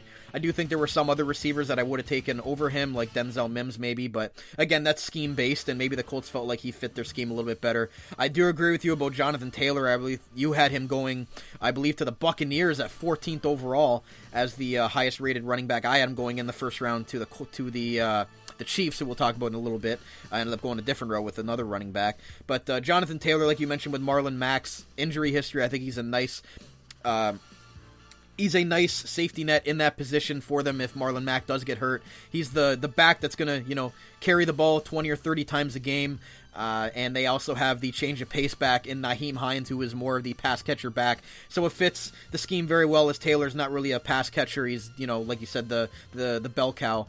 And he will, take 20 or 30 carries a game if needed, and they have Hines there to catch the ball out of the backfield. So I really like the Colts draft, getting Eason as well, and Blackman was okay with the safety they took in the third round, and then they took a guard, defensive tackle, corner, wide receiver, and linebacker with the later picks. So they actually had a fair amount of picks despite not having a first-round pick. They had 4 sixth-round picks and also 2 second-round picks to go with that. So I'm going to give the Colts an A-, Miklos, for their draft. I think they did a very nice job here. That's exactly what I was going to say. I'm going to give them an A-, a solid draft, especially when you combine it with what they did through trades and free agency. I think they're in a good position. If Phillip Rivers still has some gas in the tank, they're going to be a dangerous team this year. Absolutely, and obviously adding DeForest Buckner for their first-round pick was basically like having another draft pick for a guy, like you said. You weren't going to get a talent of DeForest Buckner at the 13th overall pick, so I think that was a very nice trade for the Colts as well, and they look like a very solid team going into next year. Absolutely. Moving on here in the AFC South to the Jacksonville Jaguars, and this team has had a lot of things happen as of late, and Yannick Ngakoue going at it with co-owner Tony Khan on Twitter. Probably wasn't the best look for him if he wants to get traded from the team. Looks like he wants to get out of there, and it's just a shame that excuse me, a team that I loved going into last year said that they were going to contend for the AFC. Getting Nick Foles, obviously that was a complete dumpster fire, and they traded away Jalen Ramsey. They still have some nice pieces on the defense, but it's just such a shame for a team that had, such promise on the defense a few years ago as the best defense in football, in my opinion, for that one season. They really had to do a great job of rebuilding here, and I think despite that, they did a pretty solid job. I do have my friend Nathan Zavarella, who is a Jacksonville Jaguars fan. He sent in his thoughts. He said taking C.J. Henderson at the 9th overall pick was a little bit high, but the Jaguars couldn't risk trading back and losing out on the draft's second-ranked corner in the draft. There were talks about the Atlanta Falcons moving up to grab him, so where I would have just liked to see the best available go to the 9th spot, this pick made the most sense for the Jags as they departed ways with stars Jalen Ramsey and AJ Bouye. This was a must-have pick when looking at the voids in the lineup. When the number 20 spot rolled around, it was like Josh Allen all over again. The Jags were able to land a quality edge rusher in Clavon Chazon. The number 9 reach pick in Henderson looked like a veteran draft day move. The Jaguars have needs all over the field, which I would have liked to have seen an offensive lineman go at either 9 or 20. These two picks fill a very gigantic hole in our defensive lineup, though. With Yannick Ngakoue looking to get out of Duval, the cheese on pick now gives the Jags some leeway. The second round selection, Laviska Shenault, a big body wide receiver who adds great depth to an already competitive wide receiving core. With the release of Marquise Lee and the shaky play of Keenan Cole and Chris Conley, Shenault brings some more batter to the mixing bowl. This pick makes sense. We also added some depth later in the rounds. We grabbed more defensive backs, adding the depth and competition, a linebacker, defensive tackle. We grabbed a quarterback late to add some competition to camp for Minshew's backup position, and we added a big power barrel offensive tackle, Ben Barch from SJU. Overall, the Jags draft was a necessary and what what made most sense. With 12 picks, you can only hope that they strike gold on a few of those picks. They are not in a playoff team. They are not a playoff team next season, no matter how you look at it. But they are taking necessary steps to becoming a competitive team once again in the future. I give them a draft grade of B. So thank you very much, Nathan, for your thoughts on your Jacksonville Jaguars. Miklos, I know talking about Chanot, you actually took him going in the first round of our mock draft. So what was your thoughts on the Jacksonville Jaguars trying to rebuild that defense that was so great a few years ago? I really like the Jaguars draft. I will say, and I'm just going to take this opportunity to mention, I was prepared for this, that I don't like Florida corners. I have this weird thing with certain things like USC quarterbacks. There's just something about it. If you look back, besides Joe Hayden, we go through Vernon Hargraves, who hasn't been great as a first-round pick. You have Tease Tabor and Quincy Wilson. Quincy Wilson has been serviceable. Tease Tabor has definitely not. You have Jalen Watkins, who the Philadelphia Eagles drafted, who also has been, I'm not a fan of Florida corners. But, based on the rankings and how he played, hopefully it translates for Jacksonville. He was very talented. I thought they were going to take a corner with their second pick based on how thin the draft was at D-line. But things worked out for them. They get their corner that they wanted, and then Kayvon Chason falls to them, and they get him as well. So they immediately add him with Yannick Ngakoue really wanting to leave. There was people talking about him getting traded during the draft. So to add a new pass rusher there, you replace that. You have Josh Allen to pair with him as well. I like the Devon Hamilton pick. He's a solid player out of Ohio State who has produced a lot of quality offensive D linemen, or quality NFL D linemen, I should say, in the NFL recently. And that's another good pick to solidify the D line. Laviska Shenault, I loved him. I thought Green Bay was going to take him, but we'll get to that on Thursday about that whole situation. You have DJ Chark there. You add Laviska as well as some quality depth, and maybe could be the number 2 wide receiver there if D.D. Westbrook doesn't keep improving and Chris Connolly also drops off potentially. And then you add depth everywhere else. Finally, I love the Shaquille Quarterman pick. That guy is an old school from the U hardcore linebacker and a team leader there. I think that's a great pick to fit with Miles Jack and Joe Schobert. I think that really solidifies the linebacking core. Overall, I think a really solid draft for the Jaguars. Yeah, their biggest needs going into the draft were corner, D-line, edge rusher, O-line, and running back. And like you said, they had a lot of nice picks. I mean, they get arguably the number 1 rated corner in the draft in C.J. Henderson, who I was hoping would fall to the Atlanta Falcons at their position of 16th. Obviously, that didn't happen. But I think taking him at 9, just the way that the draft fell, I think it was a nice pick for them at number 9. It was their biggest hole to fill, obviously, with Jalen Ramsey leaving, and they take Kayvon Chason with the 20th overall pick. I think, like you mentioned, he fell as well. So he was a very nice edge rusher for them to take at 20th overall. And like you said, Chanot was possibly, a late first, early second round pick. They got him at 42. You took the words right out of my mouth. Shaquille Quarterman is a very nice linebacker from Miami. He was another guy I was looking at to wonder where he was going to go in the draft. I feel like he was a very underrated talent as well at 140th overall. And then obviously, I have to mention my Texas Longhorn boy and Colin Johnson, the wide receiver, the big boy, taken 165th overall in the 5th round with one of their 2 5th-round picks. He was a deep threat for the Longhorns. Like I mentioned earlier, Duvernay was more of the he had more receptions, and he was the go-to guy in the middle of the field, and was Sam Ellinger's safety net. But Colin Johnson was the guy that you throw the ball down the field, and he's going to go up and get the ball. Your deep threat guy. The speed might be a little bit lacking there for a wide receiver, but you know what? I really like Colin Johnson. I think he's going to be a solid NFL player for the Jacksonville Jaguars here, so I think he's a nice pick in the 5th round, and I feel like he fell a little bit more than I personally would have taken him, but obviously there might be some bias from me watching him all year long and seeing more tape than most people, but 4th, 5th round pick is about what I expect him to go, but he goes with the 165th pick overall. What did you think of them taking Jake Luton, the quarterback from Oregon State, in the 6th round? I think you're just adding more depth to the QB room. I don't think he's really going to be challenging there. I think you're just looking at a developmental prospect. You're all in on Gardner Minshew, and why wouldn't you be? I think it's just, you see a guy that you want, a prospect that you want to develop, maybe a solid backup quarterback. I'm okay with that pick. Yeah. And for me, I'm going to give the Jags an A- here. I mean, they had 2 firsts, and like Nathan said, they had 12 picks in total. So the Jags, obviously, they lost a lot of players last year, but they accumulated a lot of picks. This, as opposed to what their division rivals in the Houston Texans did, where they traded away a lot of players and really didn't have a lot of picks to show for it. But I think with the amount of picks the Jags had, I really like a lot of their picks. I love their first 2 picks in Henderson and Chiazon. And Chanot, obviously, Quarterman later in the draft, Colin Johnson. So for me, I'm going to give the Jags a thumbs up here, A- with the 12 picks they had in this draft and continuing their rebuild process, which looks like it might go into next year as well, as they might be a top 5 team in the draft again next year, but we'll have to wait and see how it works out for them. But for now, I really like these picks and the holes that they're trying to fill here, so I'm going to give them an A-, Miklos. I absolutely agree with you there, Coach.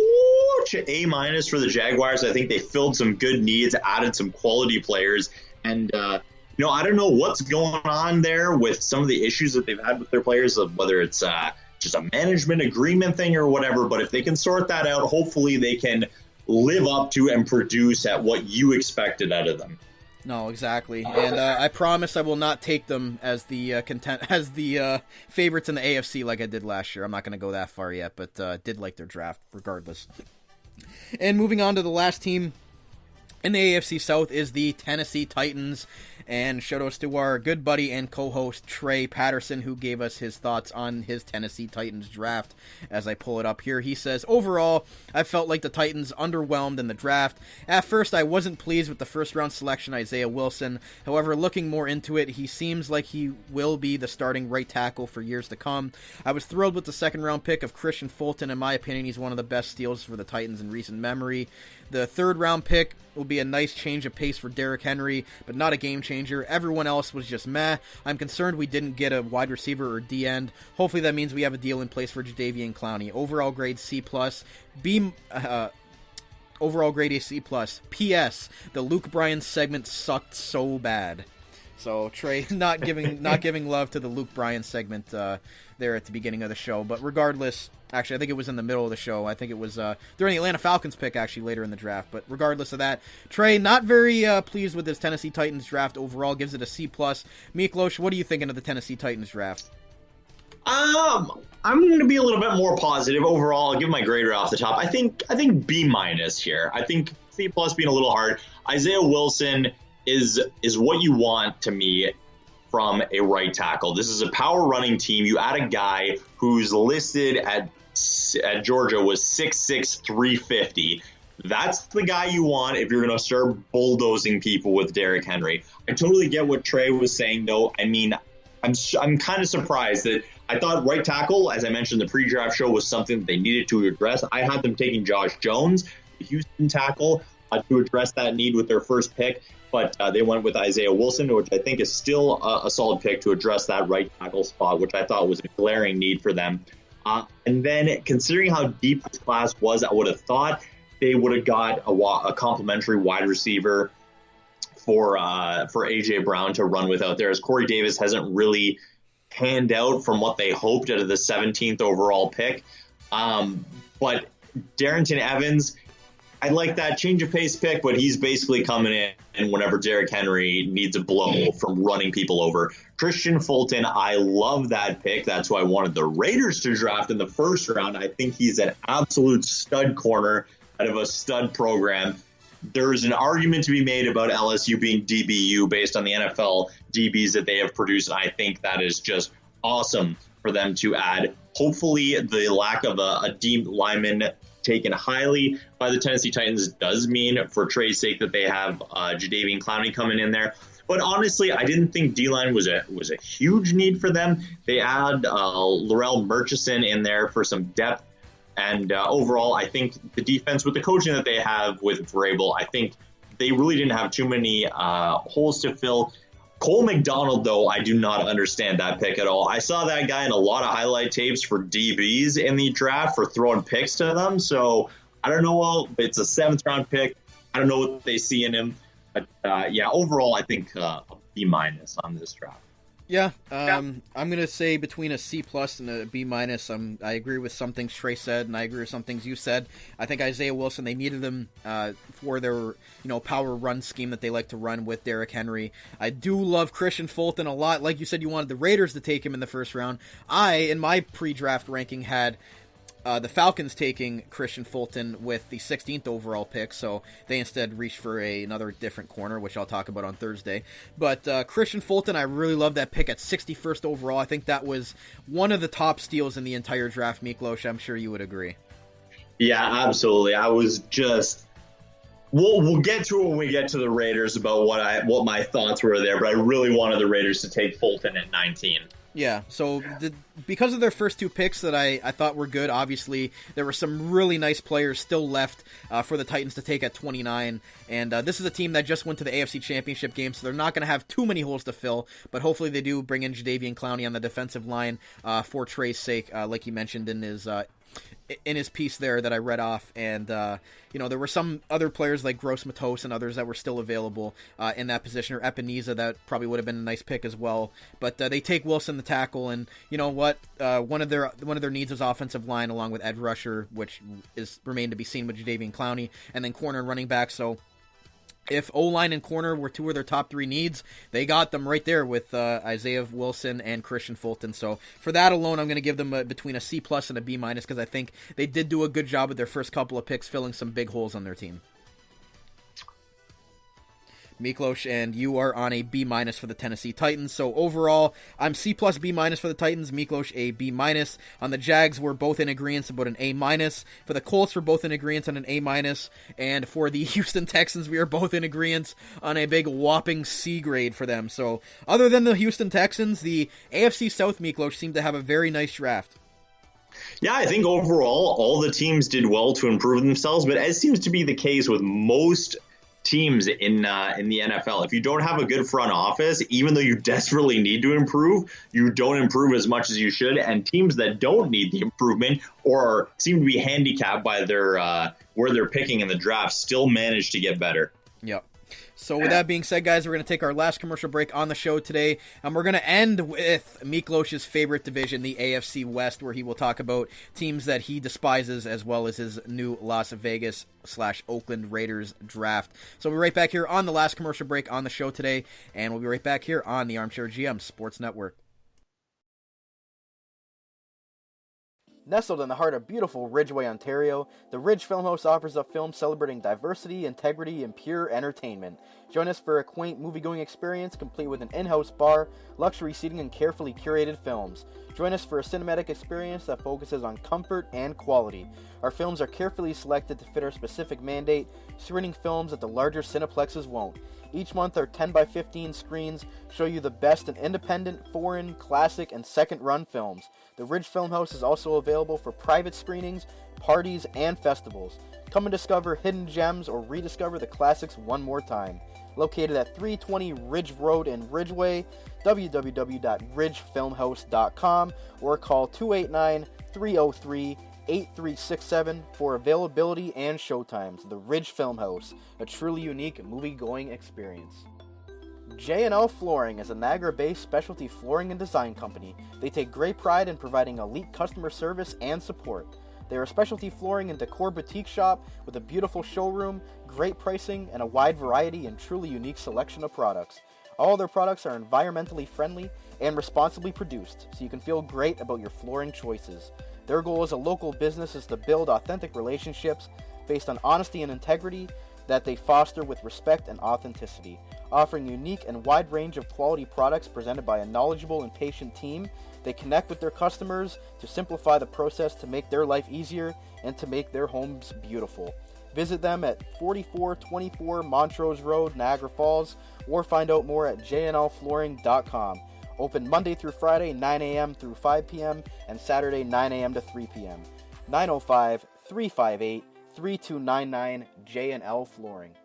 The Spicy Olive Bar and Grill is located on the top of Clifton Hill and just a 5-minute walk from the majestic Niagara Falls. It is conveniently nestled in the heart of the tourist district.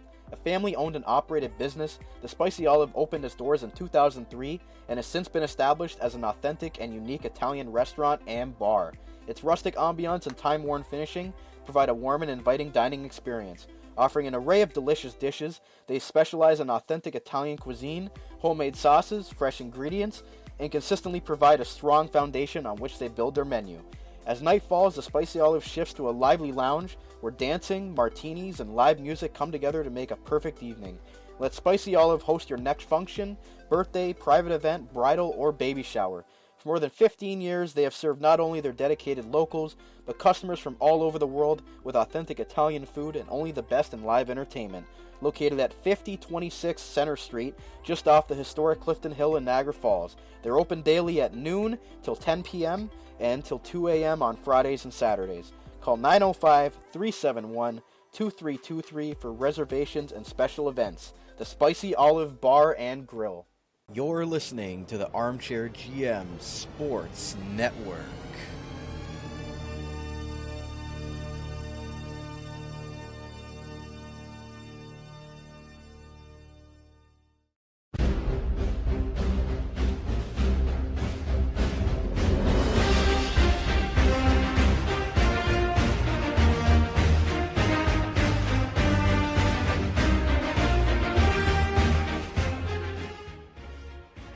Alright, ladies and gentlemen, welcome to the final segment of today's Straight to the Extra Point and our AFC Draft Recap Show right here on the Armchair GM Sports Network. Cappy Miklos back with you here to recap the final division of today's episode, and that is, last but certainly not least, the AFC West Division.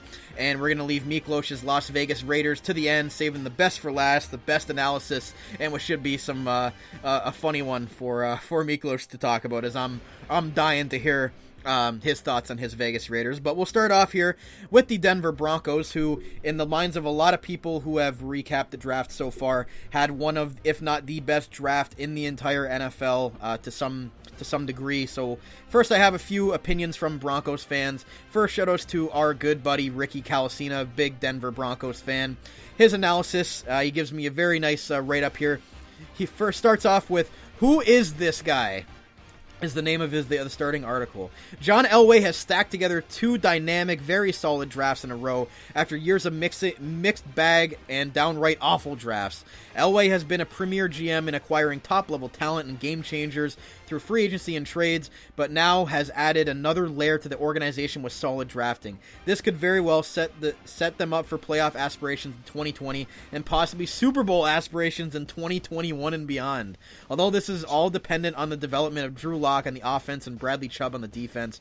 Firstly, the steals on the trade market, taking advantage of teams blowing up Jags and team needs to shed salary Titans. Getting AJ Bouye for a 4th rounder and Jarrell Casey for a 7th rounder are great gets for an up-and-coming Broncos team and perfect scheme to fit Vic Fangio's defense. 1st rounder Jerry Jeudy, wide receiver John Elway had a master class in letting the board fall to him. Jeudy was the Broncos' top target and someone I thought they would have to part with their second or couple thirds to get to move up.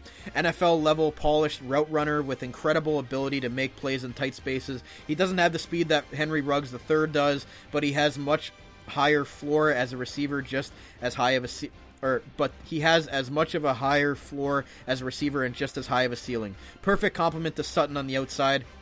I was shocked by the Broncos to go back-to-back receivers. Elway confirmed that they tried to trade back into the back end of the first round, and rumor has it was for linebacker Patrick Queen, who went to the Ravens. After those plans didn't come to fruition, Elway steered the ship back on course, which clearly to surround Drew Lock with as many dynamic playmakers as possible. The second round pick, KJ Hamler, perfect pick for the offense. Spaller, speed receiver who can shake people out of their shoes. KJ couldn't run the 40 at the combine as he expected to be in the low 4.2s, then would have challenged Ruggs for the fastest receiver in the combine. Broncos get a great offensive fit and kick returner. The Broncos have sorely lacked a quality returner since 2015. John Elway checks 2 boxes with this pick. 3rd rounder, Michael Ojemodia, cornerback. In 3 picks, Elway had to address 2 of the 3 biggest holes on the Denver roster with the best players on the board, all while not trading up. Ojemodia is an athletic lengthy corner with good ball skills and willing tackler. Could be seen as a reach here, as there were better pure corners on the board, but he's a perfect scheme for Vic Fangio's defense, and as long as Fangio is the head coach, this pick is very solid. They also took Lloyd Cushenberry, the center. Every Broncos fan, including myself, screaming for offensive lineman. The Broncos massively picked a starting center who fell to them. Cushenberry was team captain and starter for the national champion winning LSU Tigers. He will slide in and be their starting center. John Elway has built a very high-quality interior line, further protecting Drew Lock. 3 out of 3 holes filled. 95, McTelvin Ajum, defensive lineman, a little bit of a reach here, but overall solid player. He's a big man, 300 pounds, with great burst off the line. He played on a bad Arkansas team, which may explain why he was a ghost on the field at times. Elway and Fangio hoping to use him situationally and his burst to collapse the pocket. Motor concerns are there, hoping an NFL coaching change can help. Lastly, 4th rounder, Albert Okwuegbunam. Oh my, I can't say this guy's name, Miklos. I don't know if you want to take a crack at it. Okwuegbunam. Oh sure. My God. Anyways, tight end, sure. speed, and more speed. This pick is about getting Drew Lock as many weapons as possible, running a 4.49 and lining him up with Noah Fant is dangerous. Oh, and he played with Lock for 2 years at Mizzou. John Elway addressed the defense and free agency and trades, allowing him to zero in on the offense in this draft. This was a draft of Drew Lock. Whether Drew Lock is the real deal or not, Elway has set his team up to set this team up for him to prove himself this year or move on next year. The cupboards are now filled with playmakers on offense. It's time for Drew Lock to prove himself. Overall solid grade of A for the Denver Broncos.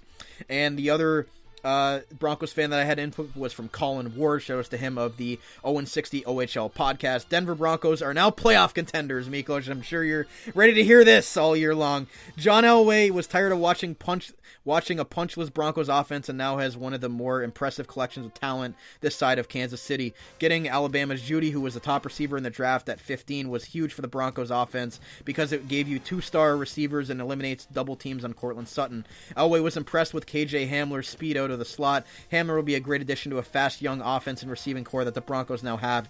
In my opinion, the Broncos had an A-plus draft. They were able to address all their needs with high-quality players. So thank you very much to our good friend Ricky Calcino for his very in-depth analysis of the Broncos draft, and as well Colin Ward for his thoughts on his Denver Broncos as well. So with that being said, Miklos, what are your thoughts on the Denver Broncos draft? I think if any team, I don't think they're, sure, I'm going to restart that whole sentence wholly. I don't think any team made a bigger flip from year to year than the Broncos had. And I mean, with this draft and what they've done in free agency and everything, I thought at the time Jarrell Casey was an absolute steal to bring in. I still think he has a lot left in the tank. He was extremely underrated playing in Tennessee, and now he's added to this defense where he's going to have, I mean, he did in Tennessee as well, but now really talented guys around him. So even if he does need a break, they have McTelvin Ajum that they drafted, who I'm sure can provide that blow for him if he needs time off and still be super effective. Jerry Jeudy is the wide receiver I wanted the Raiders to draft. I've been high on this guy since before last year, seeing him even as a freshman playing for Alabama. The guy's routes are unbelievable, and he is going to be an absolute game changer. Drew Lock, especially with Melvin Gordon being picked up in free agency, Drew Lock has no excuse but to develop and be good this year if he truly has the tools. Added KJ Hamler, who I have since read up more about, who's going to be dynamite for them in the slot and just as a weapon in general. It's always good to have a guy as a complement with that kind of blazing speed, Gordon Sutton's size, and Jerry is polished. They add Lloyd Cushenberry, and whether he's going to be playing center or guard for them, because they do have Graham Glasgow that they picked up from Detroit, remains to be seen. I know they like Graham Glasgow as a guard, so maybe Cushenberry we slotted in there. Their O-line improves greatly there as well.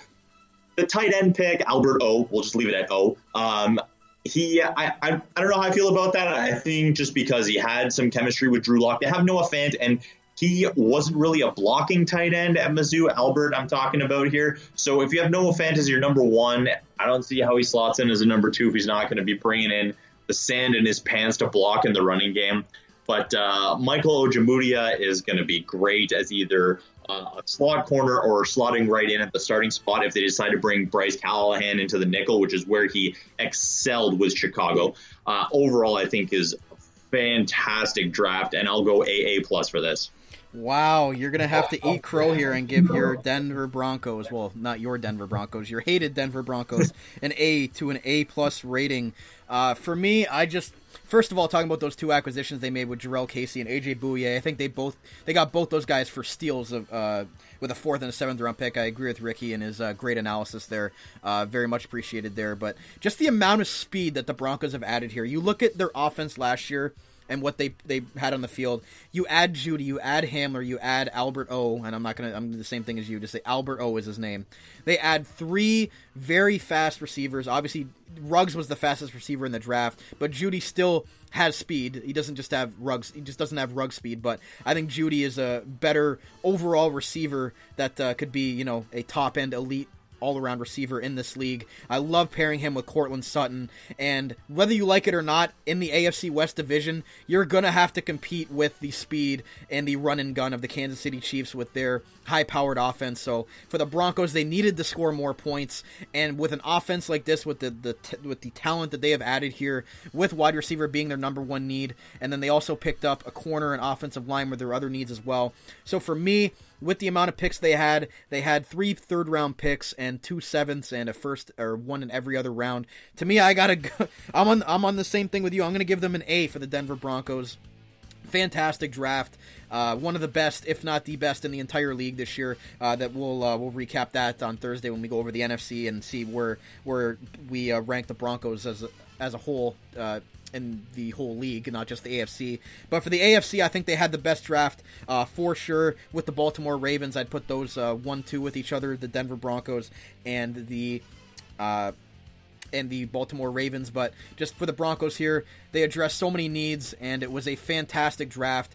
And I really couldn't, if I'm a Broncos fan, I couldn't be any happier with the way that it happened with them. Judy falling to 15 was a best case scenario for them, and Hamler with the second pick and taking a corner and with Ojemudia. I think he's a nice pick as well. But for me, love it. And then I think Tyree Cleveland is a nice pick there in the 7th round as another receiver, just to add more depth to the Broncos receiving core that they have bolstered immensely here, and with tight end as well. So for me, 2 thumbs up for the Denver Broncos and our buddy Ricky Calacina and my buddy Colin Ward from the 0-60 podcast.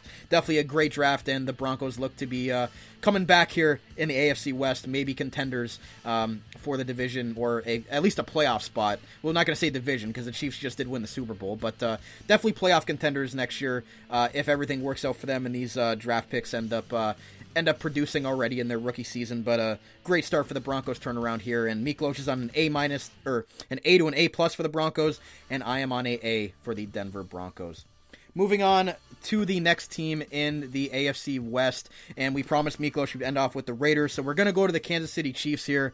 And Miklos, what were your thoughts on the Kansas City Chiefs being the Super Bowl champions, picking last in the first round, and oh my goodness, getting Clyde Edwards-Helaire, who was the safety net and Swiss Army knife for Joe Burrow and LSU's offense.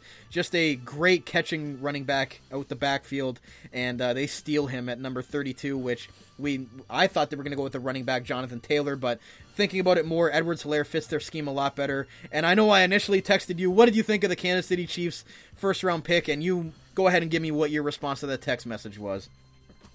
I honestly... as I mentioned in the pre-draft show, I hate any pick that the Chiefs have here. These guys, all they needed to do, they brought Curious Jones back. They really didn't lose anybody. It's not like they have a bunch of guys over the hill in age. They keep all of their offensive weapons. They keep their O-line intact. It's just, I hate everything about this. It's just, it's so annoying. And they picked Clyde Edwards-Helaire, who I saw a lot of comparisons. Brian Westbrook is what they were saying, which makes so much sense with Andy Reid taking him. And they add him to this already stacked roster. It's just luxury picks that they were making here. Yeah, it's just like they didn't really need another running back, but you know what? Damian Williams on the last year of his deal, so he could be out the door, and then they just slide in another replacement. So it just seems like another, like you said, luxury pick for a team that didn't need another weapon. But guess what? They get another weapon here in Clyde Edwards-Helaire, who's probably going to fit in very well with the Kansas City Chiefs offense and what they like to do. Yeah, and then they go and add Mike Dana in the 5th round. They added some depth at D-line. They get Willie Gay Jr. and Willie Gay Jr. for linebacker, then L'Jarius Sneed and Thakarius Keys. By the way, 2 best names in the draft by far. Thakarius Keys and L'Jarius Sneed. Come on. But they add them for depth in the secondary. Overall, they just added some depth. This is a team that really didn't lose much and didn't need much to get better, as annoying as it is. Overall, I think they could have added some better talent later on with their depth picks, but they're just drafting guys that they want and guys that they like. I'm going to give them a B, but honestly, based on how their roster is set up, I don't think it matters much.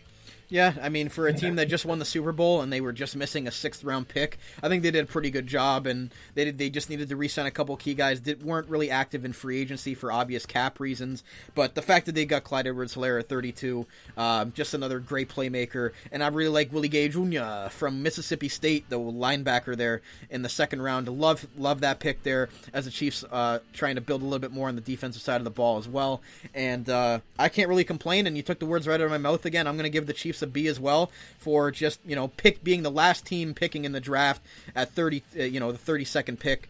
They were going to get the last of what everybody else, didn't want, and what everybody else didn't want ended up being great for the Chiefs, as they had a few nice players follow them there, Willie Gay Jr.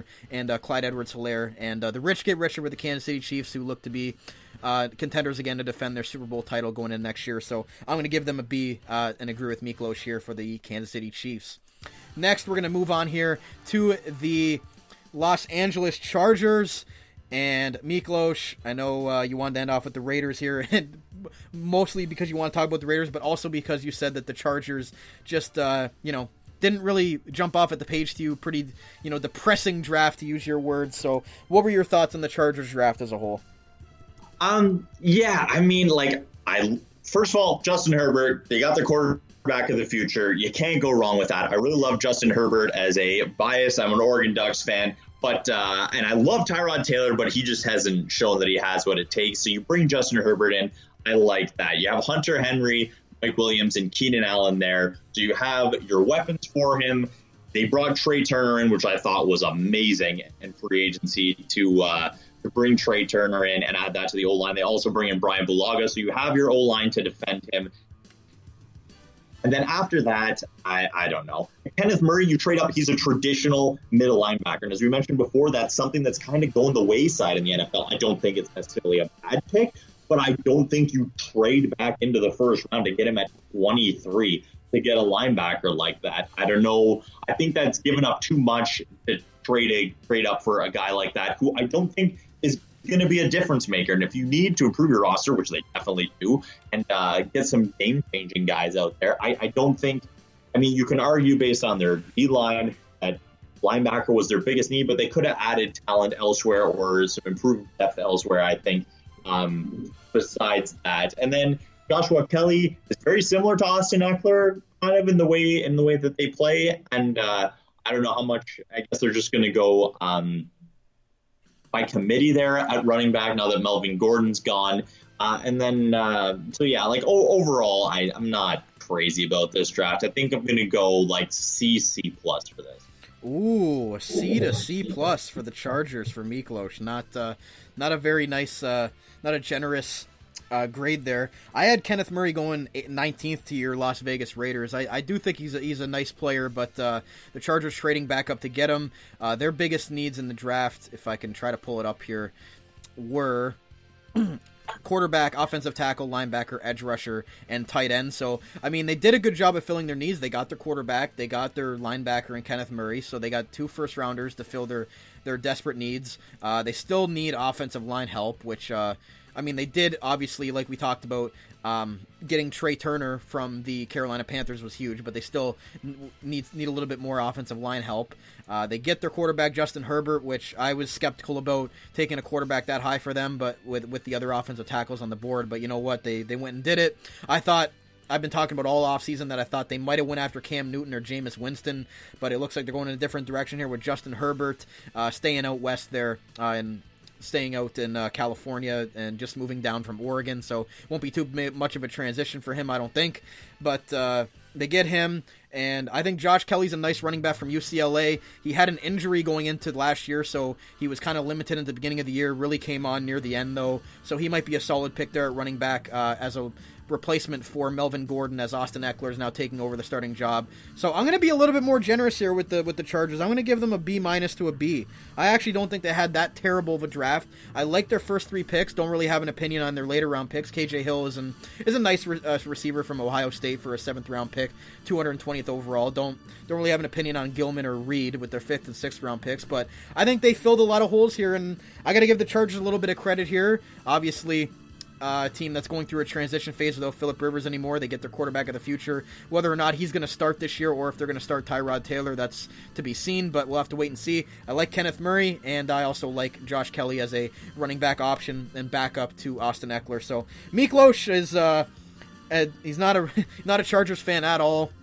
So he, but with his analysis of the draft, trying to be as unbiased as possible, gives them a C to a C+ grade, and I give the Chargers a B- to a B grade. So they did fill some holes, and we'll have to wait and see what's next for the Chargers. And did find it funny that they couldn't even find 12 Charger fans to put on the live stream there for Roger Goodell to pump up there. So hopefully the Chargers get a better fan support next year. Going 5-11 obviously was not a good look, but we'll have to wait and see what goes on with them. And, oh my goodness, we've reached the end, Miklos, of the draft. That means the best for last, I guess, in your mind, and what should be a very fun analysis here. We have Miklos's Oakland/Las Vegas Raiders, who are moving into their new home in 2020 whenever the season is played. And I'm just going to quickly say what I need to say about the Raiders and then just stop talking as I'll let Miklos talk.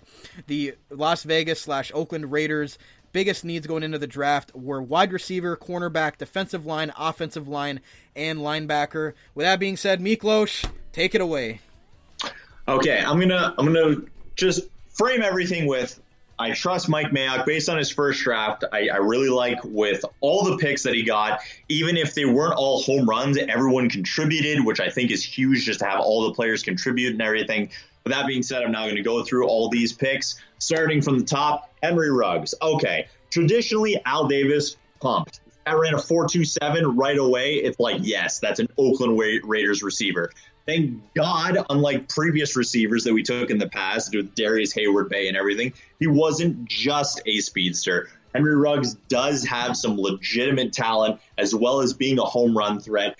That being said, I really wanted Jerry Jeudy here, or even I wasn't crazy about CeeDee Lamb, but even CeeDee Lamb here I think would have been a great pick. Both were available on the board. I really wanted Jeudy here, and so I'm a little disappointed in Henry Ruggs, especially if he doesn't pan out. I mean, Tyrell Williams, I don't know how much pressure he's going to pull off Henry Ruggs. Hunter Renfrow, definitely in the slot, has been dominant and showed a lot of skill. So Henry Ruggs, and also another thing here, not even the fact about Henry Ruggs' development, but with Derek Carr recently, even though he has the arm strength, we haven't been throwing down the field very much. This guy's a home run threat. We haven't been throwing very many home run balls, whether that's because of the lack of wide receiver talent, which is definitely an argument, or because we just don't throw deep. If you're not throwing deep, then why do you need a guy like this? But, it's hard to argue with his talent. Overall, I don't hate the pick. I'm okay with it. Disappointing because I wanted Jerry Jeudy, but okay with the pick overall, and I certainly hope he pans out. Next, this pick, Damon Arnett. Okay, this is giving me way too much deja vu over Gary and Connolly. Who do we pick? We pick the second corner out of Ohio State when a lot of better corners are on the board. It's the same draft where a corner out of Ohio State, previously Marshawn Lattimore, this year Jeffrey Okudah, were highly touted as being the number one superstars, and then we draft their partner who was really not talked about a lot. Now, Damon Arnett does not have the looming sexual assault allegation that Gary and Connolly did have in the draft. But that being said, I really, really wanted Christian Fulton here. I thought it made so much sense. And even though A.J. Terrell, I also would have been super pumped with here, as Mike Mayock clearly has a love affair with Clemson going on.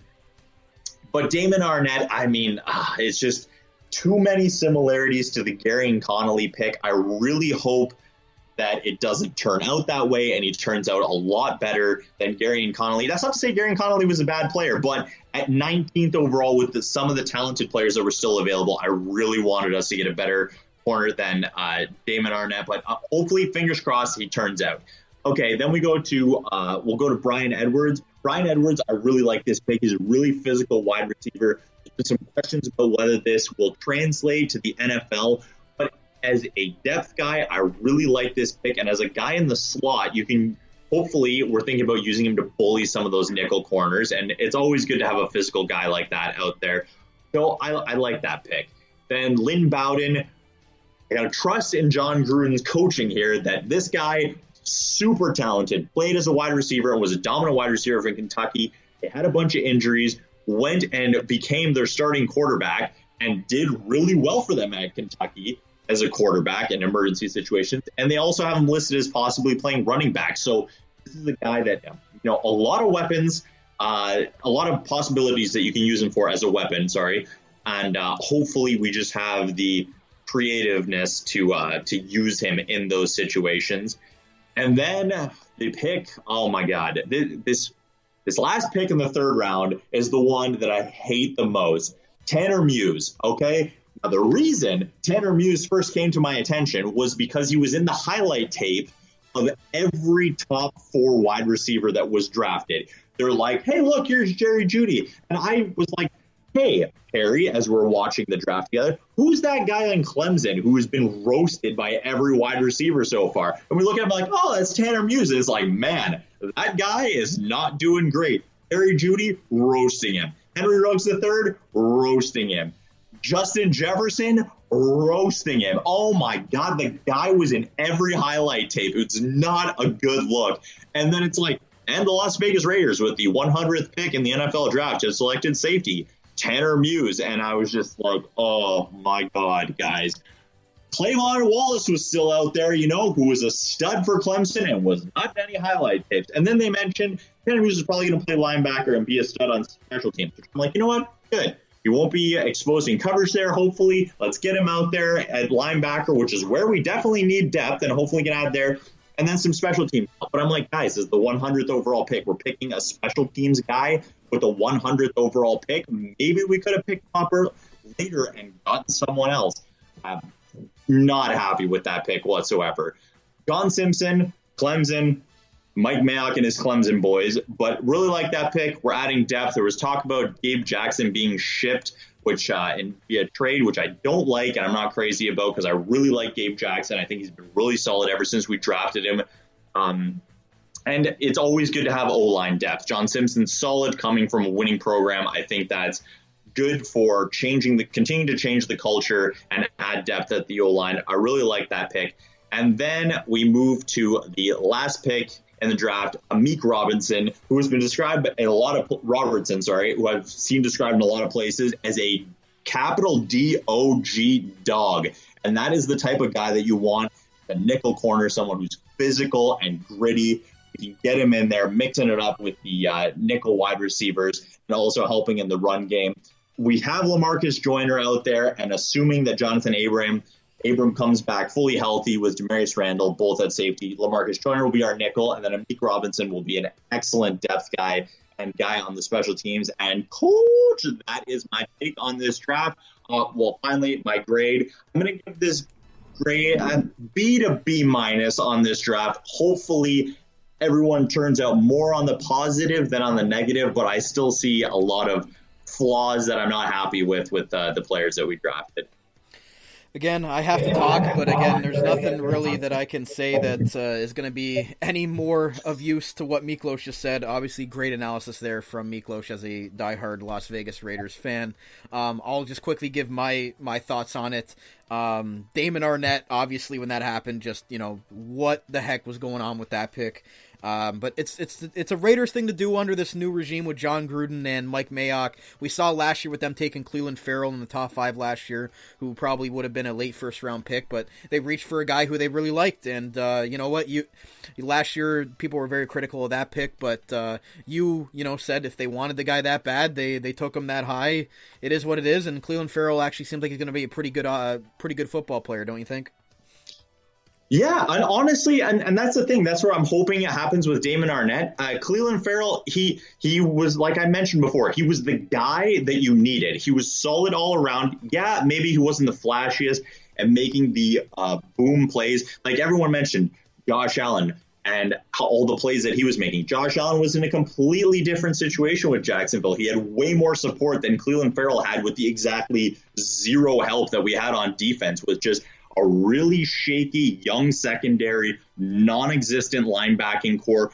Max Crosby, you know what? He might have developed because of what Clelin Ferrell brought to the table. And so I think having the two of them, great bookends, and even if it is still not what you expect out of the pick that they got, the height of draft pick that they picked with Clelin Ferrell, I think he has turned out well as a well-rounded and will continue to improve and will show over time, hopefully, that he was worth the high draft pick. And like you said over the past, the Raiders have needs all over the sun here on their team. And obviously wide receiver was a big need. They took 3 of them. They got Henry Ruggs, the speedster. I really like Lynn Bowden, his versatility. Like you mentioned, they play wide receiver, played quarterback, and maybe even running back. You never know. Brian Edwards from South Carolina, as well as another depth player. I would agree with you that I would have loved to see Christian Fulton taken to my team at 16, let alone yours at 19. But he ends up falling to Trey's team. Damn it, those Tennessee Titans. But Damon Arnett, you never know. He could be the Clelin Ferrell of this draft, and we'll be looking back and saying, you know what? They reached for a guy, but he ended up being the guy that they wanted and needed and fit their scheme very well, and maybe he'll have a good NFL career. But like I said about Tanner Muse, luckily they don't have him and Eli Apple back there on coverage, because I'm sure you would not like to watch that Raiders secondary. I'd have to be watching the defense with sunglasses. Yeah, exactly. And like you said, the deal with Eli Apple ended up falling through, luckily for you. But I like Henry Ruggs, although I would have went with Judy or CeeDee Lamb in my opinion. But for me, I think I'm going to give the Raiders a B- here, kind of agreeing with you. I think they did an okay job addressing some needs. They had a lot of needs, like you've been mentioning. But taking 3 wide receivers is never a bad thing. And getting Ruggs and Bowden, I think those 2 guys are going to make a big impact on this team in the future here. And Arnett, you never know what could happen with him. But a Raiders team that's trying to build from the ground up. And in the 2 years under Mike Mayock and John Gruden, I think they've done a very good job, getting to that level so far and moving into a new home here in Las Vegas with the Raiders. Miklos, what are your thoughts on just how their first 2 drafts have gone for Mayock and John Gruden? Well, as I mentioned, I think the first draft with Mike Mayock, which is why I trust him what he's doing here. He obviously knows what he's doing. His first draft, even if there wasn't outside of Josh Jacobs, it was an absolute A-plus stud. And all across the board, everyone contributed. Everybody that he drafted helped in some way or another, which I think was amazing, short of Jonathan Abram, and that was only because of his injury. Trayvon Mullen moved all the way up into from a second-round draft pick to our starting corner, to the point that we felt comfortable getting rid of Darian Connolly. I think that's amazing that we had a guy that great value there. Clelin Ferrell was solid and improved all year, which was amazing to see that continued growth. Max Crosby was an absolute steal in the 4th round and was just a freak rushing the passer, which was a huge boon to the whole defense to have a guy out there with that kind of energy and that kind of talent that he brought. Isaiah Johnson in the 4th round, the corner from Houston. He contributed on special teams and even rotated in to the starting defense and brought some play. Josh Jacobs, as I mentioned, A-plus stud across the board, just an absolute beast. Foster Moreau, before his season was cut short by an injury, the tight end, was doing awesome out there, complimenting Darren Waller, who turned into an absolute specimen that we picked up off of the Ravens scrap heap. And then Hunter Renfrow, just incredible in the slot, which doing exactly what he did at Clemson, which you could say people, you expect they're amazing in college. They should be able to translate that talent to the NFL, but it literally looked like he hadn't missed a step with competing with Clemson to competing in the NFL, winning in the slot. Overall, I think the first draft was really, really solid, and I'm hoping this draft backs that up. And the rest of the Khalil Mack trade has now been set. So the 2 first-round picks they acquired for Khalil Mack ended up being Damon Arnett and Josh Jacobs, or Jonathan Abram if you want to switch them around, because they did take both of them fairly close to each other with their 2 later firsts that they had. So, Miklos, what do you think of that return for Khalil Mack, if that is what the trade ends up looking like? I think so far, Josh Jacobs has been just incredible and absolutely completely changed the franchise.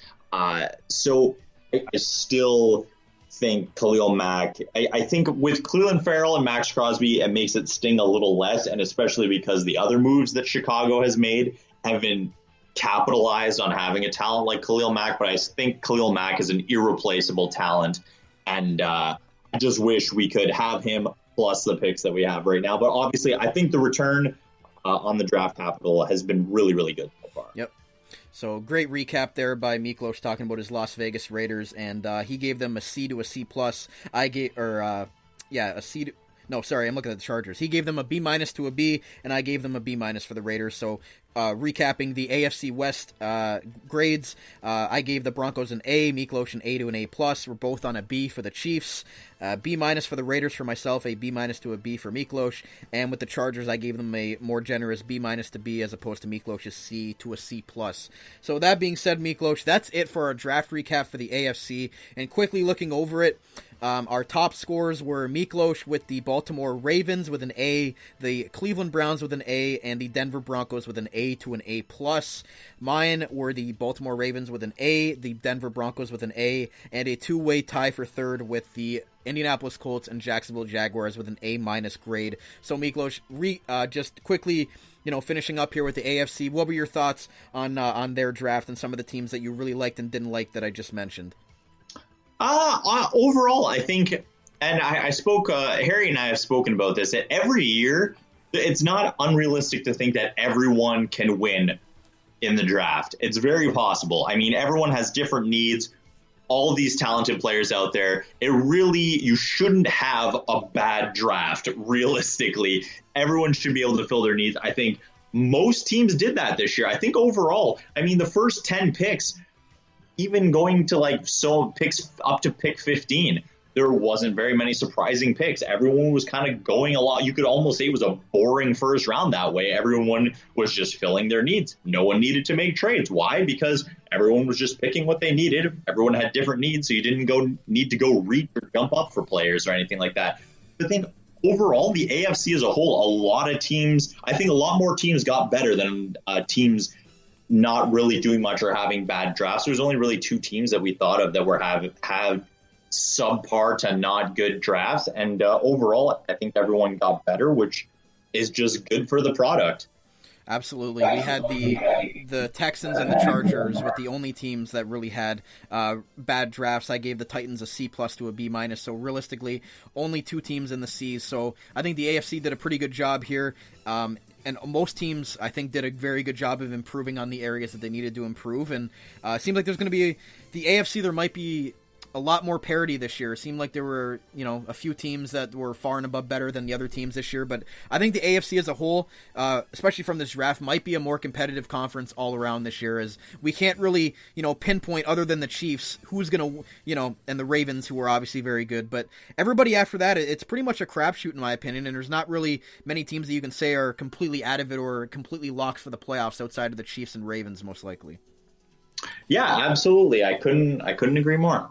Yep. So lastly, guys, I want to give a shout out to everybody who gave their analysis today for their favorite teams: Ricky Calacina, Colin Ward, Austin Broad, Josh Howcroft, Casey Salvis, Kyle Aikett, Fiore Costa, Mike Daniel, Nick Cicino, Chico Nation, John Andre Marchand, Trey Patterson, and Nathan Zavarella. Thank you very much, guys, for your insight and opinions. Great insight and opinions on your team's drafts, as it gave us some help as well for our recaps and gave us some things to think about as well. So great job to everybody there. And thank you so much to everybody for listening in for this episode. It has been a great first portion of the NFL draft recap, and we will be back with you guys on Thursday for the second part and the NFC recap show. So that's going to wrap it up for today's episode of Straight to the Extra Point. Again, this is our AFC NFL draft recap show right here on the Armchair GM Sports Network, your April 28th, 2020 edition, your source for North American sports coverage by sports fans for sports fans. delivered to you right here from the Niagara region. As always, I'm your host of Straight to the Extra Point, Cappy. You can follow me on Twitter at Kaputzer, team of the Canadian Z, and all the links how you can follow us will be in the description below of this video on whichever platform you're listening to us right now. And thank you once again to my co-host Miklos. You can follow him on Twitter at Miklos_McMaster for his great insight and analysis of the NFL draft that he does a great job of covering for us every year here on the Armchair GM Sports Network. Miklos, thanks so much for joining us once again for this insightful episode for the AFC recap. No problem, Coach. So pumped for Thursday. Yep, we'll be back on Thursday once again. A big thank you to all of our great sponsors who help put us on Support the Network, keep the show on the air, and finally to you viewers out there for tuning and listening along with us, hopefully for this full episode, almost 2.5 hours. Thank you to all of those who have been listening with us from the beginning, and hopefully you enjoyed this, and get your popcorn ready once again for Thursday, as we'll have another jam-packed episode for you as we recap the NFC portion of it and recap the draft as a whole. So this has been Straight to the Extra Point with our AFC recap show on the Armchair GM Sports Network by sports fans, for sports fans. Stay safe out there, and we'll see you guys on Thursday.